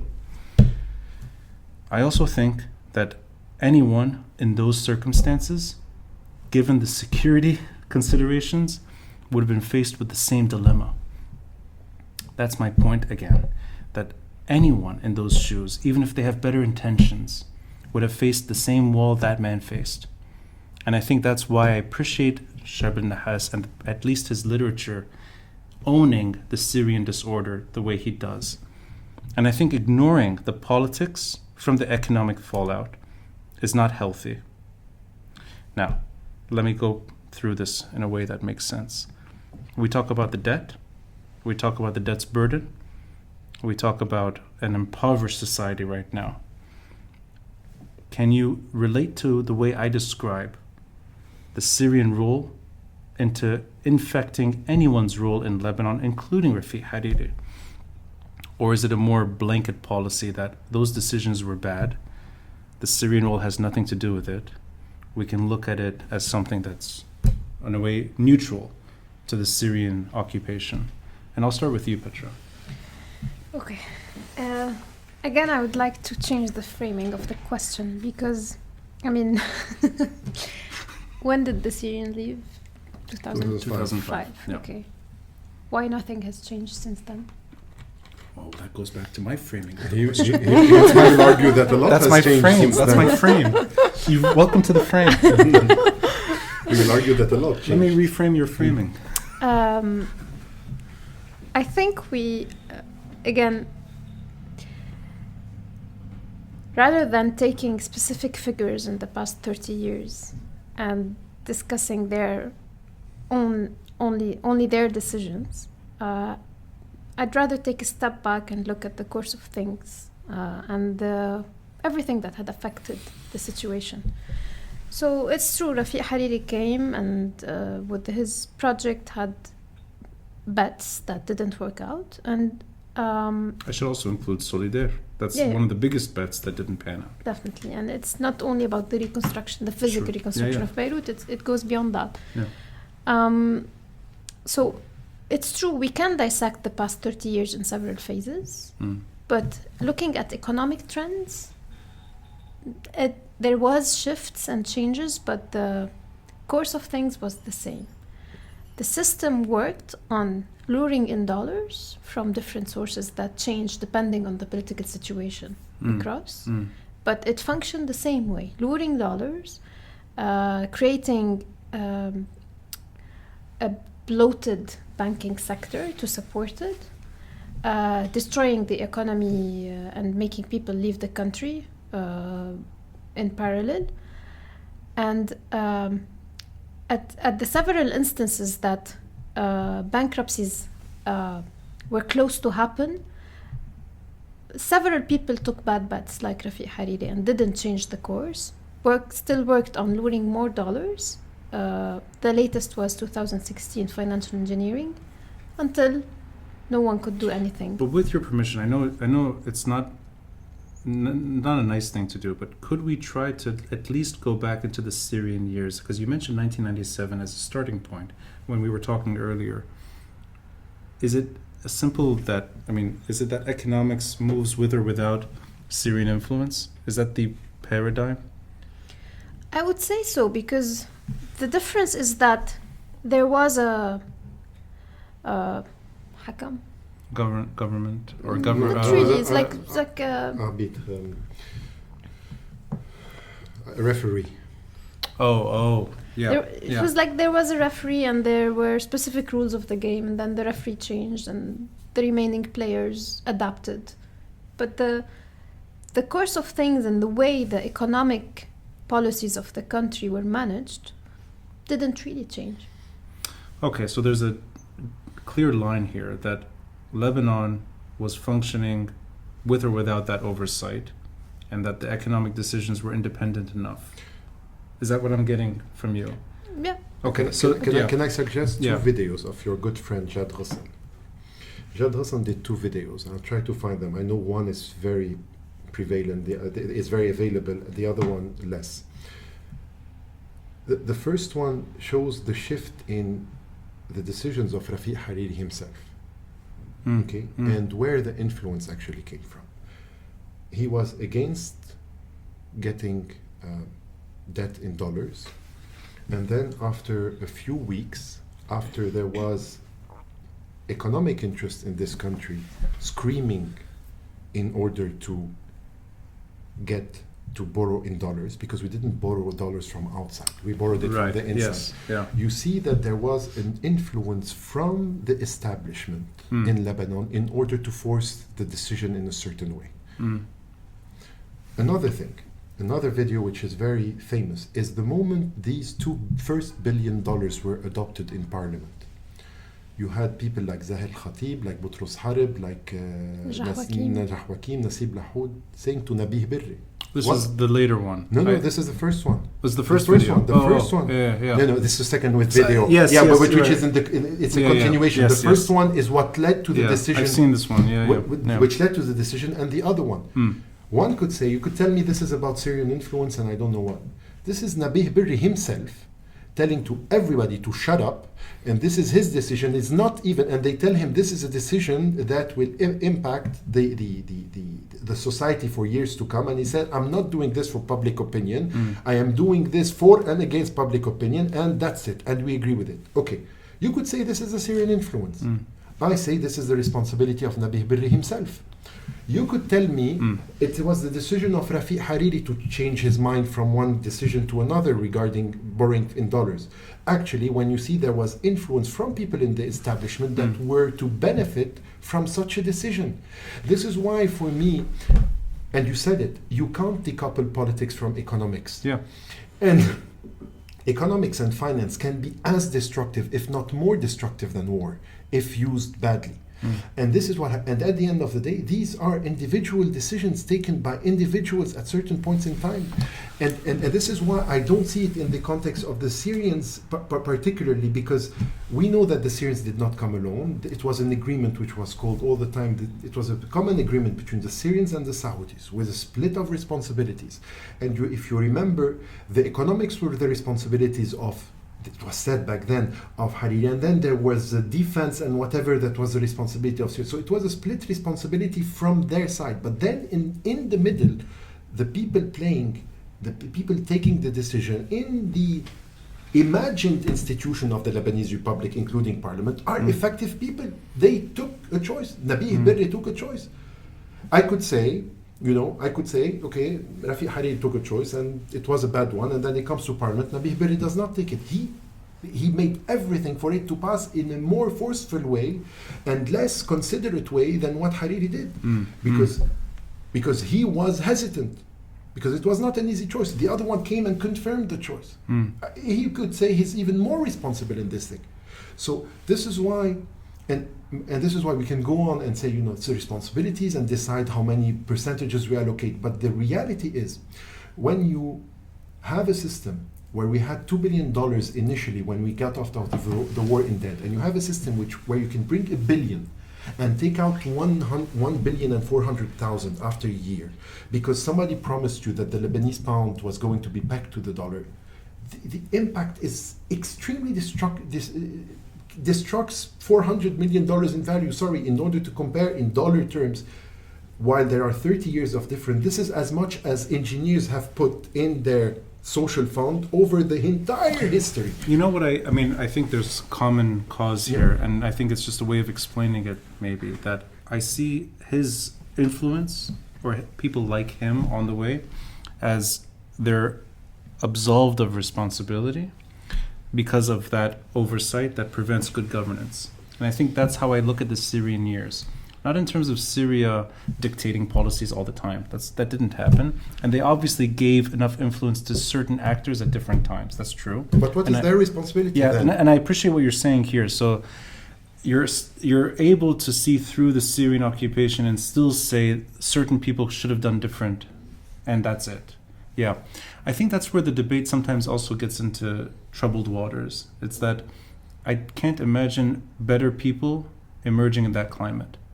And that's, I think, what, in my mind, causes politics to fail as well. The few people that did try in those years, and some of them actually are names we already mentioned, are either kicked out of politics altogether or they're killed. And I think of that as a continuation to where we are. Now, I'm going to take the conversation a little differently. And I know I'd like to just get on economics a little more before we end it with rupture. Rayan, Petra, since Mounir did promise to shut up. He just can't. What is your selling point when it comes to campaigning and the economic recovery that you've sort of articulated over the years? I think it's actually quite appealing at times. So if, let's imagine I was a voter. I can start with you, Petra. I'm in Zahle. You're persuading me to vote for you. How would you offer that narrative and where we are and how to get out? Okay. So typically we'd start off by changing the question. No, but I'm gonna go into the subject. I think everything I've asked you has been the wrong question. Mounir answers it. Rayan answers it too. Very diplomatically, but I like you. Scott. غير السؤال. Actually, no. أنا حغير السؤال.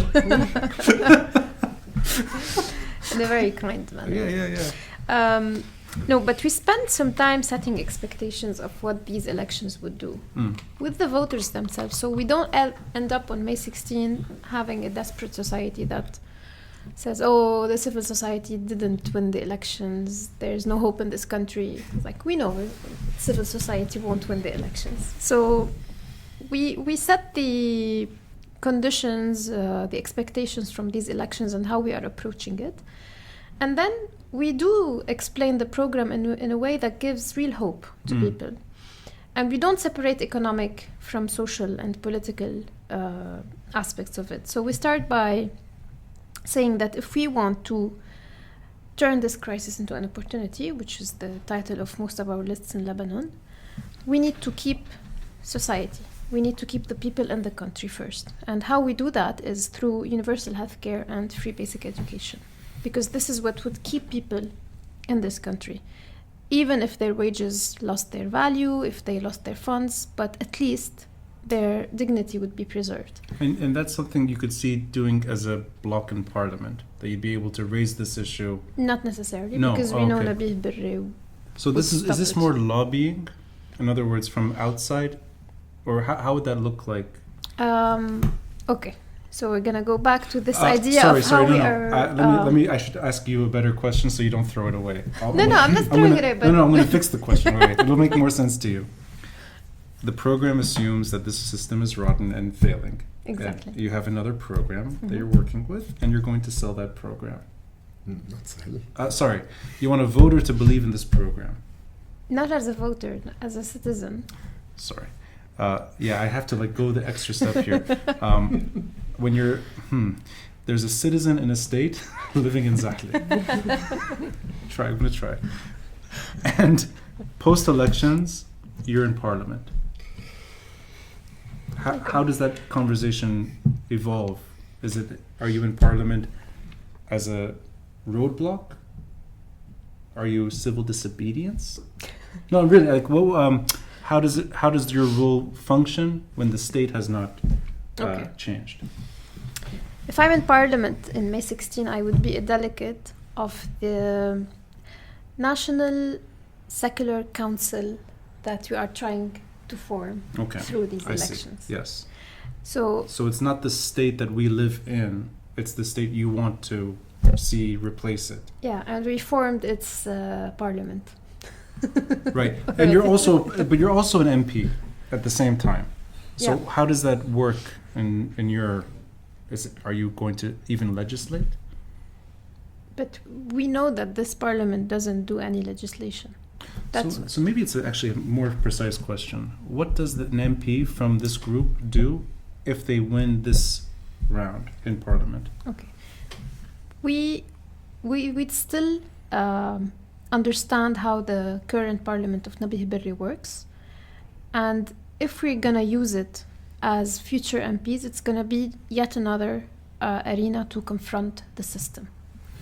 We are not fooled by any potential law or project that would be passed through Nabih Berri, because what we are proposing is a complete change of how the power relations work in this country. Because universal healthcare is not only a moral project, it is a project that would break the sectarian clientelistic ties that Nabih Berri and the other 5 leaders have binded the society with across the sectarian lines. So universal healthcare or any other national economic plan is not going to be something you're pitching in parliament. You're using your leverage in parliament to further rupture the state. Yeah. Did I get? I'm not trying to sound condescending. I actually I'm describing it. Yeah. Okay, Rayan, I know you're not running, but you were, and you were in a district that I think is talking about both things at once. What we talked about: economic suffering, financial disaster, and echoes of our earlier conversation about Hezbollah too. I'm assuming Nabati is where all of this is discussed all the time. Can you maybe offer some perspective in trying to recommend the National Secular Council to a voter there, should you have been running? Or even when you're not running, you're still a member trying to persuade a citizen in a state. I'm learning. Okay, so in Jnoub and in Nabatiya in Well, that's specific. It's not the same country I live in. But it gives you hope. It gives me Panadol بعدين.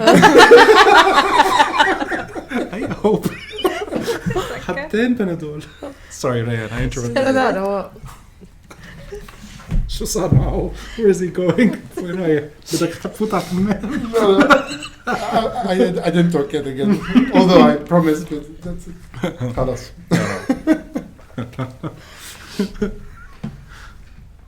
So Best girlfriend in the world. Man, if I were... Jesus Christ. on his birthday كمان. This is his birthday? Yesterday, no, yesterday was his birthday, You're so you have to fighting go for it. Manik the best girlfriend. أبداً. طيب. So okay. First in Nabatiya, I think I can't represent all their demands or all what they say, but from having this interaction with people, what really worries them is resistance more than Hezbollah. Not all of them, but at least the people I've interacted with. A common denominator, yeah. The common Good dominator is dominator. what we should have been doing for his birthday. That's a horrible slip. Okay. Resist. Resist. A common why I can't pronounce it. No, خلاص. Denominator. Thank you. Denominator. Yeah. Denominator Yeah. would be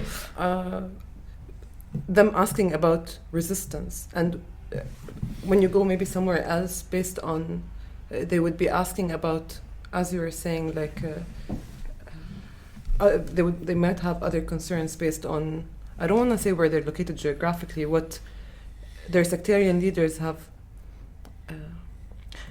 Okay, let me rephrase this. Yeah, sure. But maybe I should ask it in a better way. You're trying to go with Petra's. Yeah, like, I mean, something very, very straightforward. Universal healthcare. You're in Nabati, and the conversation takes you to places that are less what you're. Yeah. I remember. Okay. So if I go back, I was saying that in Nabati in specific, let's say, people ask about resistance and resilience towards against the Israeli, I don't know, the الكيان الإسرائيلي, let's say it in that way, or Israel as it is, and this conversation is usually fruitful because eventually a civil state, the legitimacy of a civil state stands facing, and this program stands facing the legitimacy of what do they call themselves? Not a fasad عنصري. Apartheid? An apartheid state, or even a state that to be part of it, you need to be Jewish, and even within Jews themselves, there's layers and structures based on what's your, like, are you European or are you so from? This the comes up in the voter. This I'm just giving this. This is where the conversation can go to. Right. About Yeah. looking at resistance in a sense that it's not either restricted or not only restricted, but also it is not a burden as well on one sect. Rather that it becomes part of the state, because this state cannot survive with it should be everyone's concern. If I'm living in Lebanon, geographically there's Israel. If I'm pitching a civil state that looks at citizens and looks at حقوق, okay, having a Zionist state near me that looks at people also as sects, I would say, maybe, or as from a racial perspective, comes into contradiction with this. So this is one of the things that we go into when we're talking. So it looks at resistance from the perspective of a state, from perspective of a. Oh, I see. So you're actually applying the language of resistance through the program. It's the program the program when it's not only applying. It's when it's reasoning. It's I'd like to say it in French. It's raison d'être.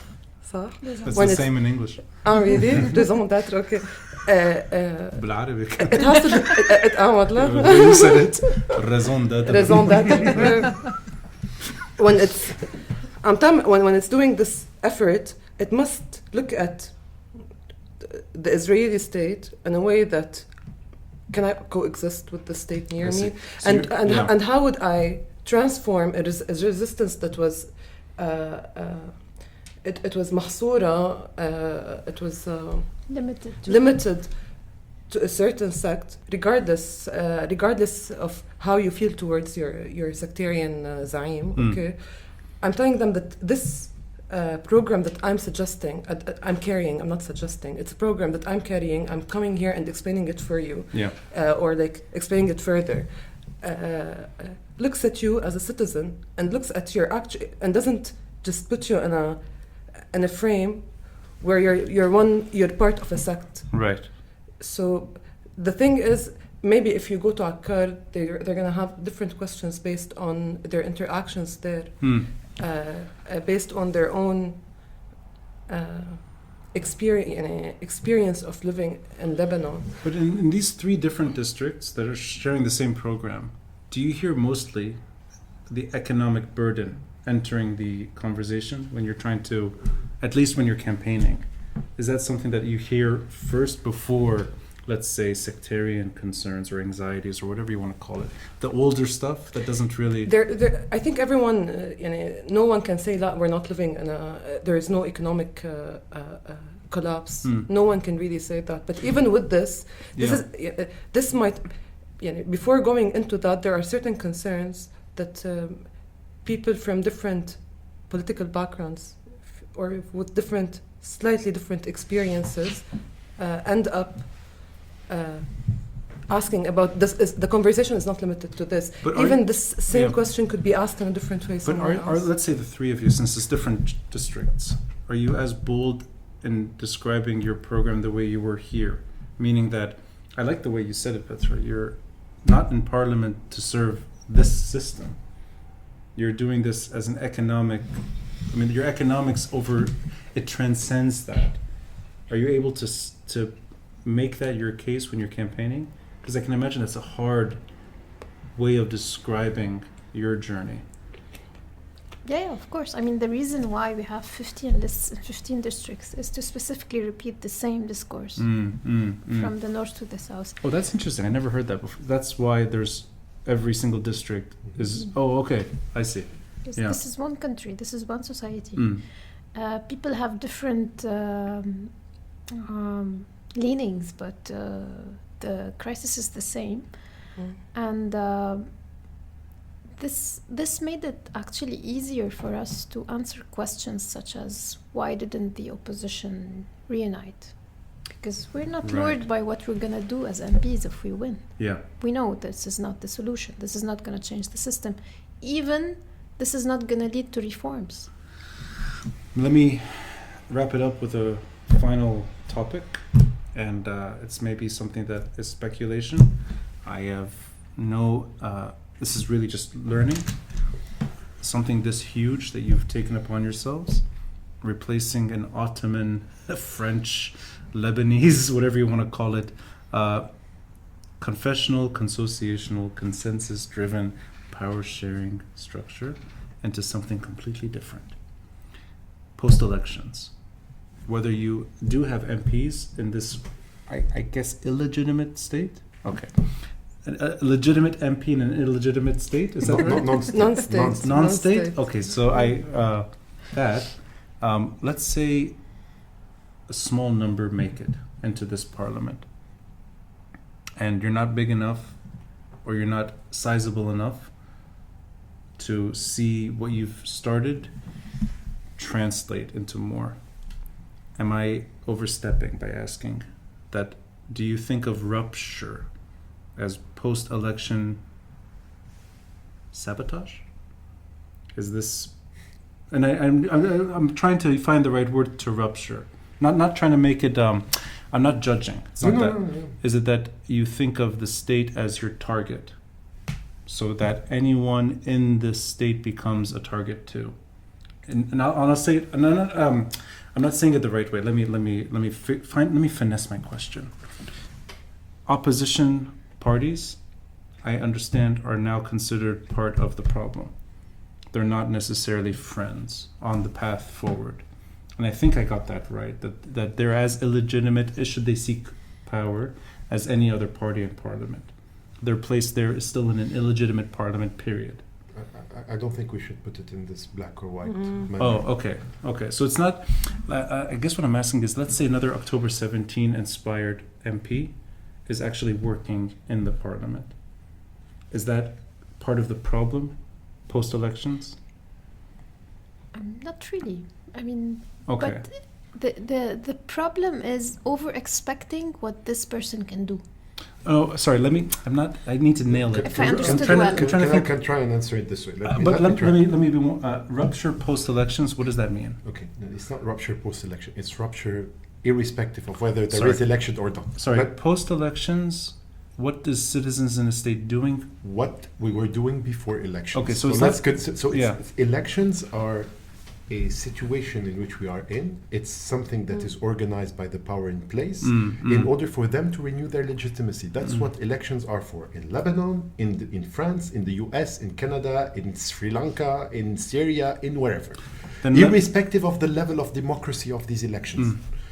It's a tool to renew the legitimacy of the existing system. So whatever we were doing before, we will do after. They can decide tomorrow to stop the elections and not go ahead with them. We will continue with our program. Let's continue. If somebody, many of the people that are today running against us are coming and telling us, you guys were right. We did not see it the way you did. We entered into these coalitions which have no program and which are on regional and sectarian basis, organized this way. And we realized that that is not what we want to do. Some of these people might make it to parliament. Some of these people might not make it to parliament. But we will get together after the carnival is over on May 15th. we will get together. We will get together. This means that some of these people, we will start organizing and working on whatever we were working before the elections were even on the plate. Okay, and this is organizing within this society social forces. The Syndicate of Engineers, the Syndicate of Lawyers, teachers, army retirees, doctors, school principals, and administration. We are trying to organize these people with the popular legitimacy that we were able to get across all of Lebanon, okay, in order to continue building these forces that can impose a transition on the sectarian leaders. Can I be more blunt? Yes, obviously. I don't want to offend. That's Don't. why I'm You're not afraid offending. of, Don't okay. offend. You're not offending. So, You can't- because you I've can't- asked similar questions to other October 17 parties, Mhm. and I think because there's a more visibility to your party right now, and because it is the most well-structured heading into elections, I sense that the disappointment is coming from the other groups, meaning that their numbers are going to be very small in the illegitimate parliament that you're running for as well. That they have a more disappointed, their mood is different, meaning that I think a lot of them will fade. I think some of them have probably already faded, and I think that's a reality that's impacting many parties. Citizens in a State is here to stay. I think that's a fact. But in terms of trying to confront and rupture what has now been very well explained, the illegitimate state, the way you see it, does that perhaps include moves that have not been done by this party? Meaning, it could be what we saw in October 17, the demonstration-like protest, activism again on the street, less the way we've been dealing with politics the last few months. Do you see a return to the street and a return to maybe not attack, but delegitimizing institutions further? The institutions you're talking about, I'm going to go back to what we started the discussion with. Stay with me. Closing parliament, Yeah. for example, No, no. or trying to... Closing decision is not in parliament, so power is not in parliament. Could you then give me a flavor of Yeah, what you sure, see happening sure. post... But let's go back to what we said. Post-elections, what is happening, irrespective of the number of MPs of Muwatinun in the parliament, irrespective of pseudo-opposition, or irrespective of real opposition, irrespective of power people in parliament, what is going to happen is the continuation of what I have described. The liquidation of society in both its people and its assets. This is very important, what I'm saying, okay? You could say it's the responsibility of whoever you want, but this is what is going to continue. You have people that have taken their money out of the country that are going to come back and buy this country for cents on the dollar. This is the reality. And this is why, for me, economics and finance are at the core of the political battle that we're I need to better frame my question. No, let me continue. Because I'm not framing it right. No, you are framing it right. I'm telling you, what now you interrupted me, so I can't. I can't. You interrupted me in the train of thought. This is what is happening, irrespective of who is in parliament or not. We are confronting this situation. I'm not confronting the institution. I'm not confronting the parliament. There is no parliament in Lebanon for me to confront. I'm confronting the 6 sectarian leaders. Either I am able to organize a force big enough in this country in order to force them into a transition, the way we see it, or the liquidation of society is going to continue. In terms of numbers, just a small thing. In terms of popular legitimacy, the biggest party in this country is Hezbollah. Its popular legitimacy is 15% of the population, not more.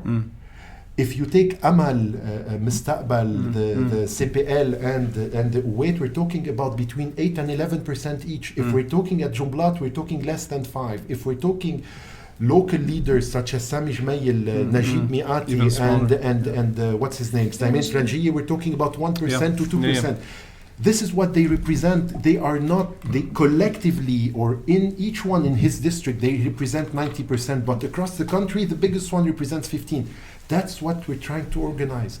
Out of every 20 people, imagine this, 20 people in front of you, you get 3 of them into the program, into the project that we're building, you organize them, you're stronger than Hezbollah on the ground.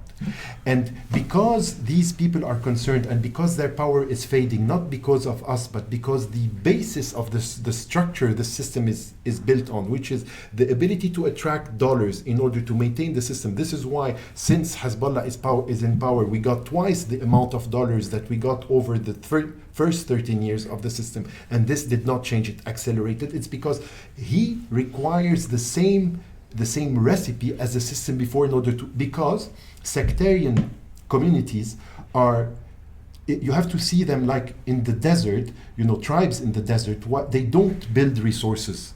They find resources, they consume resources, okay, and they redistribute resources. We operate the same way.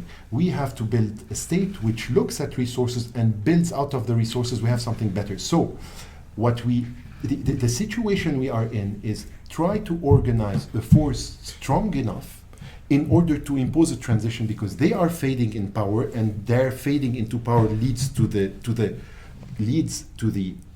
elimination and the liquidation of society. If we are strong enough, we'll be able to break the path and go towards something new. Otherwise, the path we are in will continue. So I'm going to take what you said, Mounir, and I'll start with Rayan. Forcing a transition to you, what does that look like? Is that I'm not going to use the word violence. I don't think you guys are violent, but I think using that language, it sounds severe. What is forcing a transition? I don't think we're forcing a transition. I think there's a transition happening. We are in a phase of transition. We're in a transitional phase. And what we're trying to do is to, influence this transitional phase, so we won't get to a point, as Mounir said, where this society really does not really exist. But I'll push one step further. Rupturing and forcing a transition, with or without elections, with or without the state the way it is, what does that actually look like? But rupture is happening. We're not the source of the rupture. No, not rupture is happening. Okay, I'm going to do my best here. There are parties trying to enter parliament to reform the state. Then there's a party that is campaigning to transition the state. We're not calling it a status. This is why we're calling it a non-state. Words mean something to us. When I'm calling it the sectarian non-state, I mean the philosophy is important of this. The political philosophy is extremely important because it can explain to you certain behavior in this country, how sects behave. Okay, Mounir, rupturing is happening. The transition is happening with or without this group. Exactly. Okay, fine. You are an established force on the ground, yes, campaigning to give a direction, to force a direction. I'm going to take the word, to force a different direction than the one of complete collapse of the system. So then I'll start with you, Rayan, and I'll give it to Petra. It's not going in your favor. I wouldn't say that. Sorry. No. I think I've hit a wall in my head. I'm a very annoying person. No, an IMF deal happens. Mm. Okay?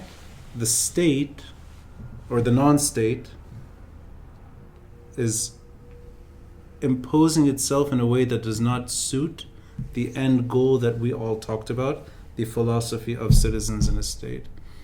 You see a forced transition as necessary. If it's not happening, you want to be part of the force to transition. Is that just continued protests? I mean, I'm trying to look at the post-election environment for citizens in a state. These other groups are going to probably just try to run again or not succeed in politics in Lebanon. You guys have a different outlook on this country and an outlook in general. So what is that? Do you go back to the street, in other words? I think I'll answer it. I'll try to answer it not from your last question, but would you go back on the street? You said so. It's as Mounir said and Petra. There's like confrontation battles and there's bets. So when you're saying things are not going in our advantage, things are not going, as Petra said, in anyone's advantage. There's this bet. It's not about us succeeding as a part, as a political party or political organization. It's not about us succeeding. It's about something that it's going to happen regardless of what, regardless of anything else. And me trying to change that trajectory. How do you change the trajectory? It's in any place where guys, let me know if I'm expressing this properly. No, sorry. Is it like small local activism? Mm-mm. No, it's not that. Is it We wide? can give an example of what we have done before. For example, as Mounir said, in the syndicates, where I look at the as-sulta as the regime. The regime. Or the. So we're looking at how the regime functions, Mm. all in all. And when you see a part where you can just.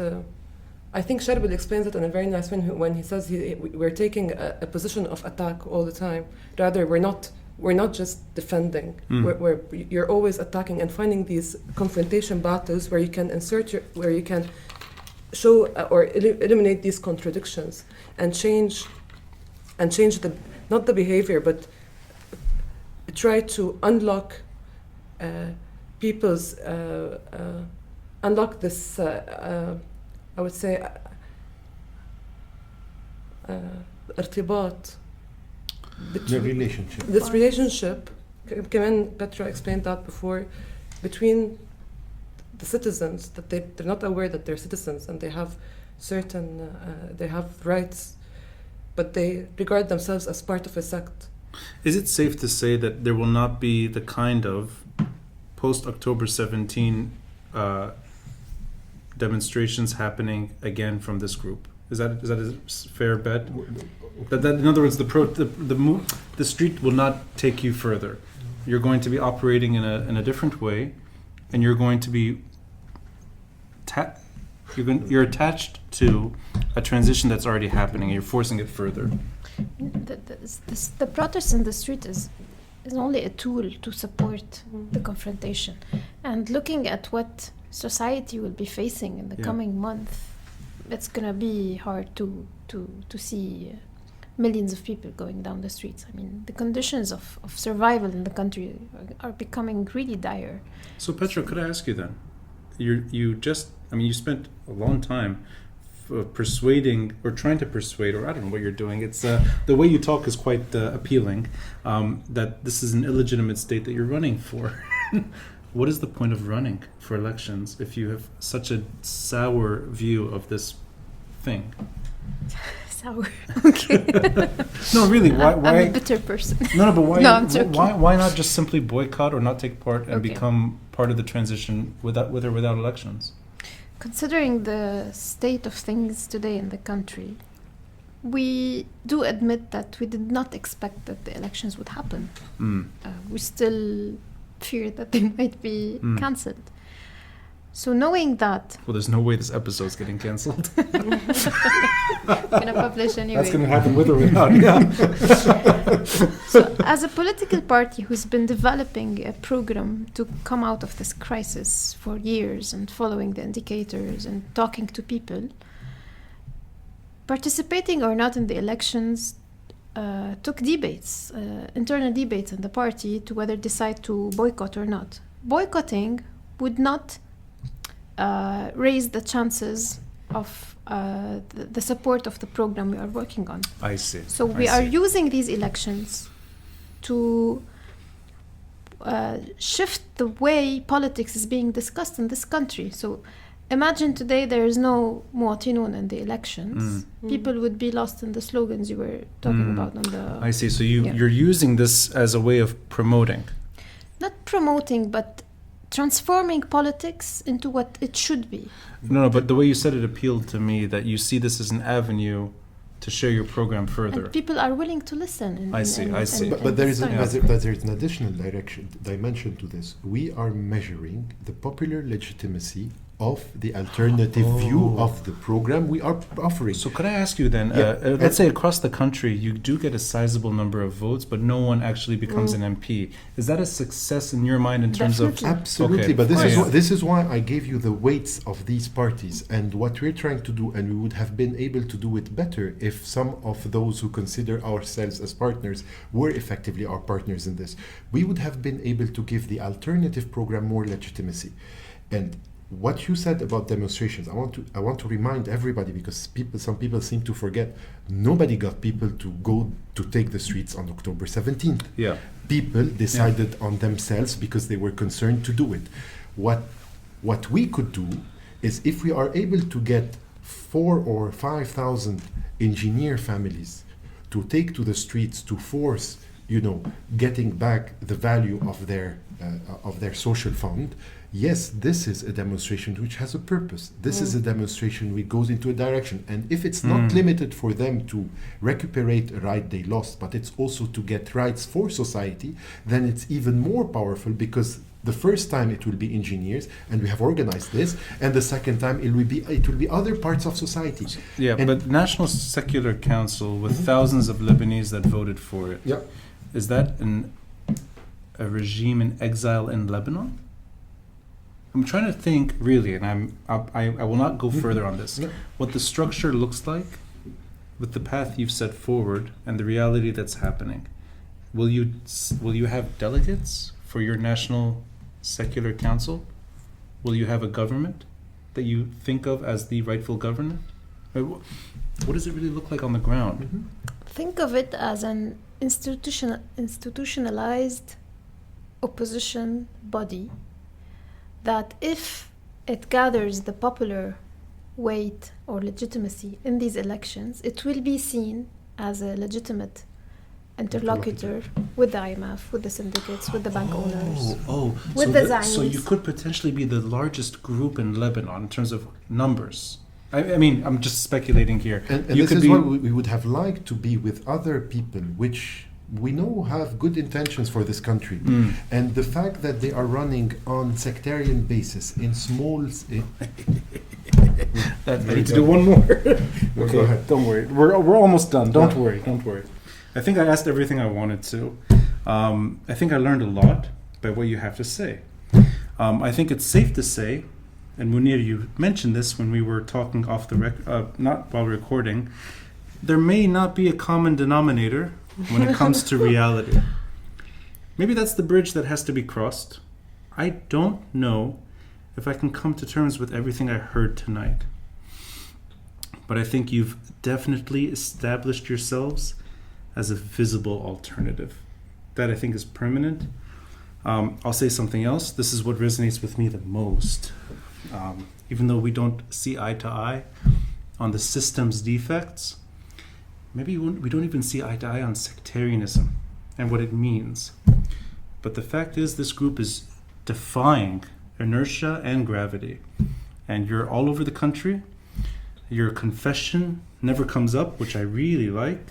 Or it comes up when you're doing Freudian slips, Mounir. But it's an attractive way of, I think, taking what could be an imagined dream and making it real. We should do another episode down the road when things pass, because I think as time passes, I learn more about this group, And I think maybe I'm not overstepping, maybe over time, there could be some reconciliation on why this is still a divisive journey for Lebanese, and why not more Lebanese are willing to go down the road you've gone down. Maybe that's just how debates happen. And I think of these as intellectual exercises. So, it's a record. 3 hours. Shabad Nahas is number 2. Don't know if that's an accident. But you guys were 3 guests in total. Good luck with these illegitimate non-state elections. Don't know if that's the right way to say it. Yeah. Good luck with the program, the way you see it. And good luck with reimagining a Lebanon that I think all of us want to see down the road improve. And we want a governing country. Maybe not agreeing on the model itself, but we want a governing country. We want something that functions. So that's my way of saying thank you, Mounir, Petra, Rayan. We're done. Thank you, Thank you, Ronnie. Ronnie. Thank you.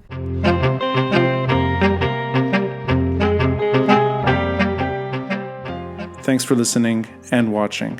And a friendly reminder to support this podcast by contributing through Patreon or PayPal. All links are in the details box. Until next time, I'm Rani Shatah, and this is the Beirut Banyan.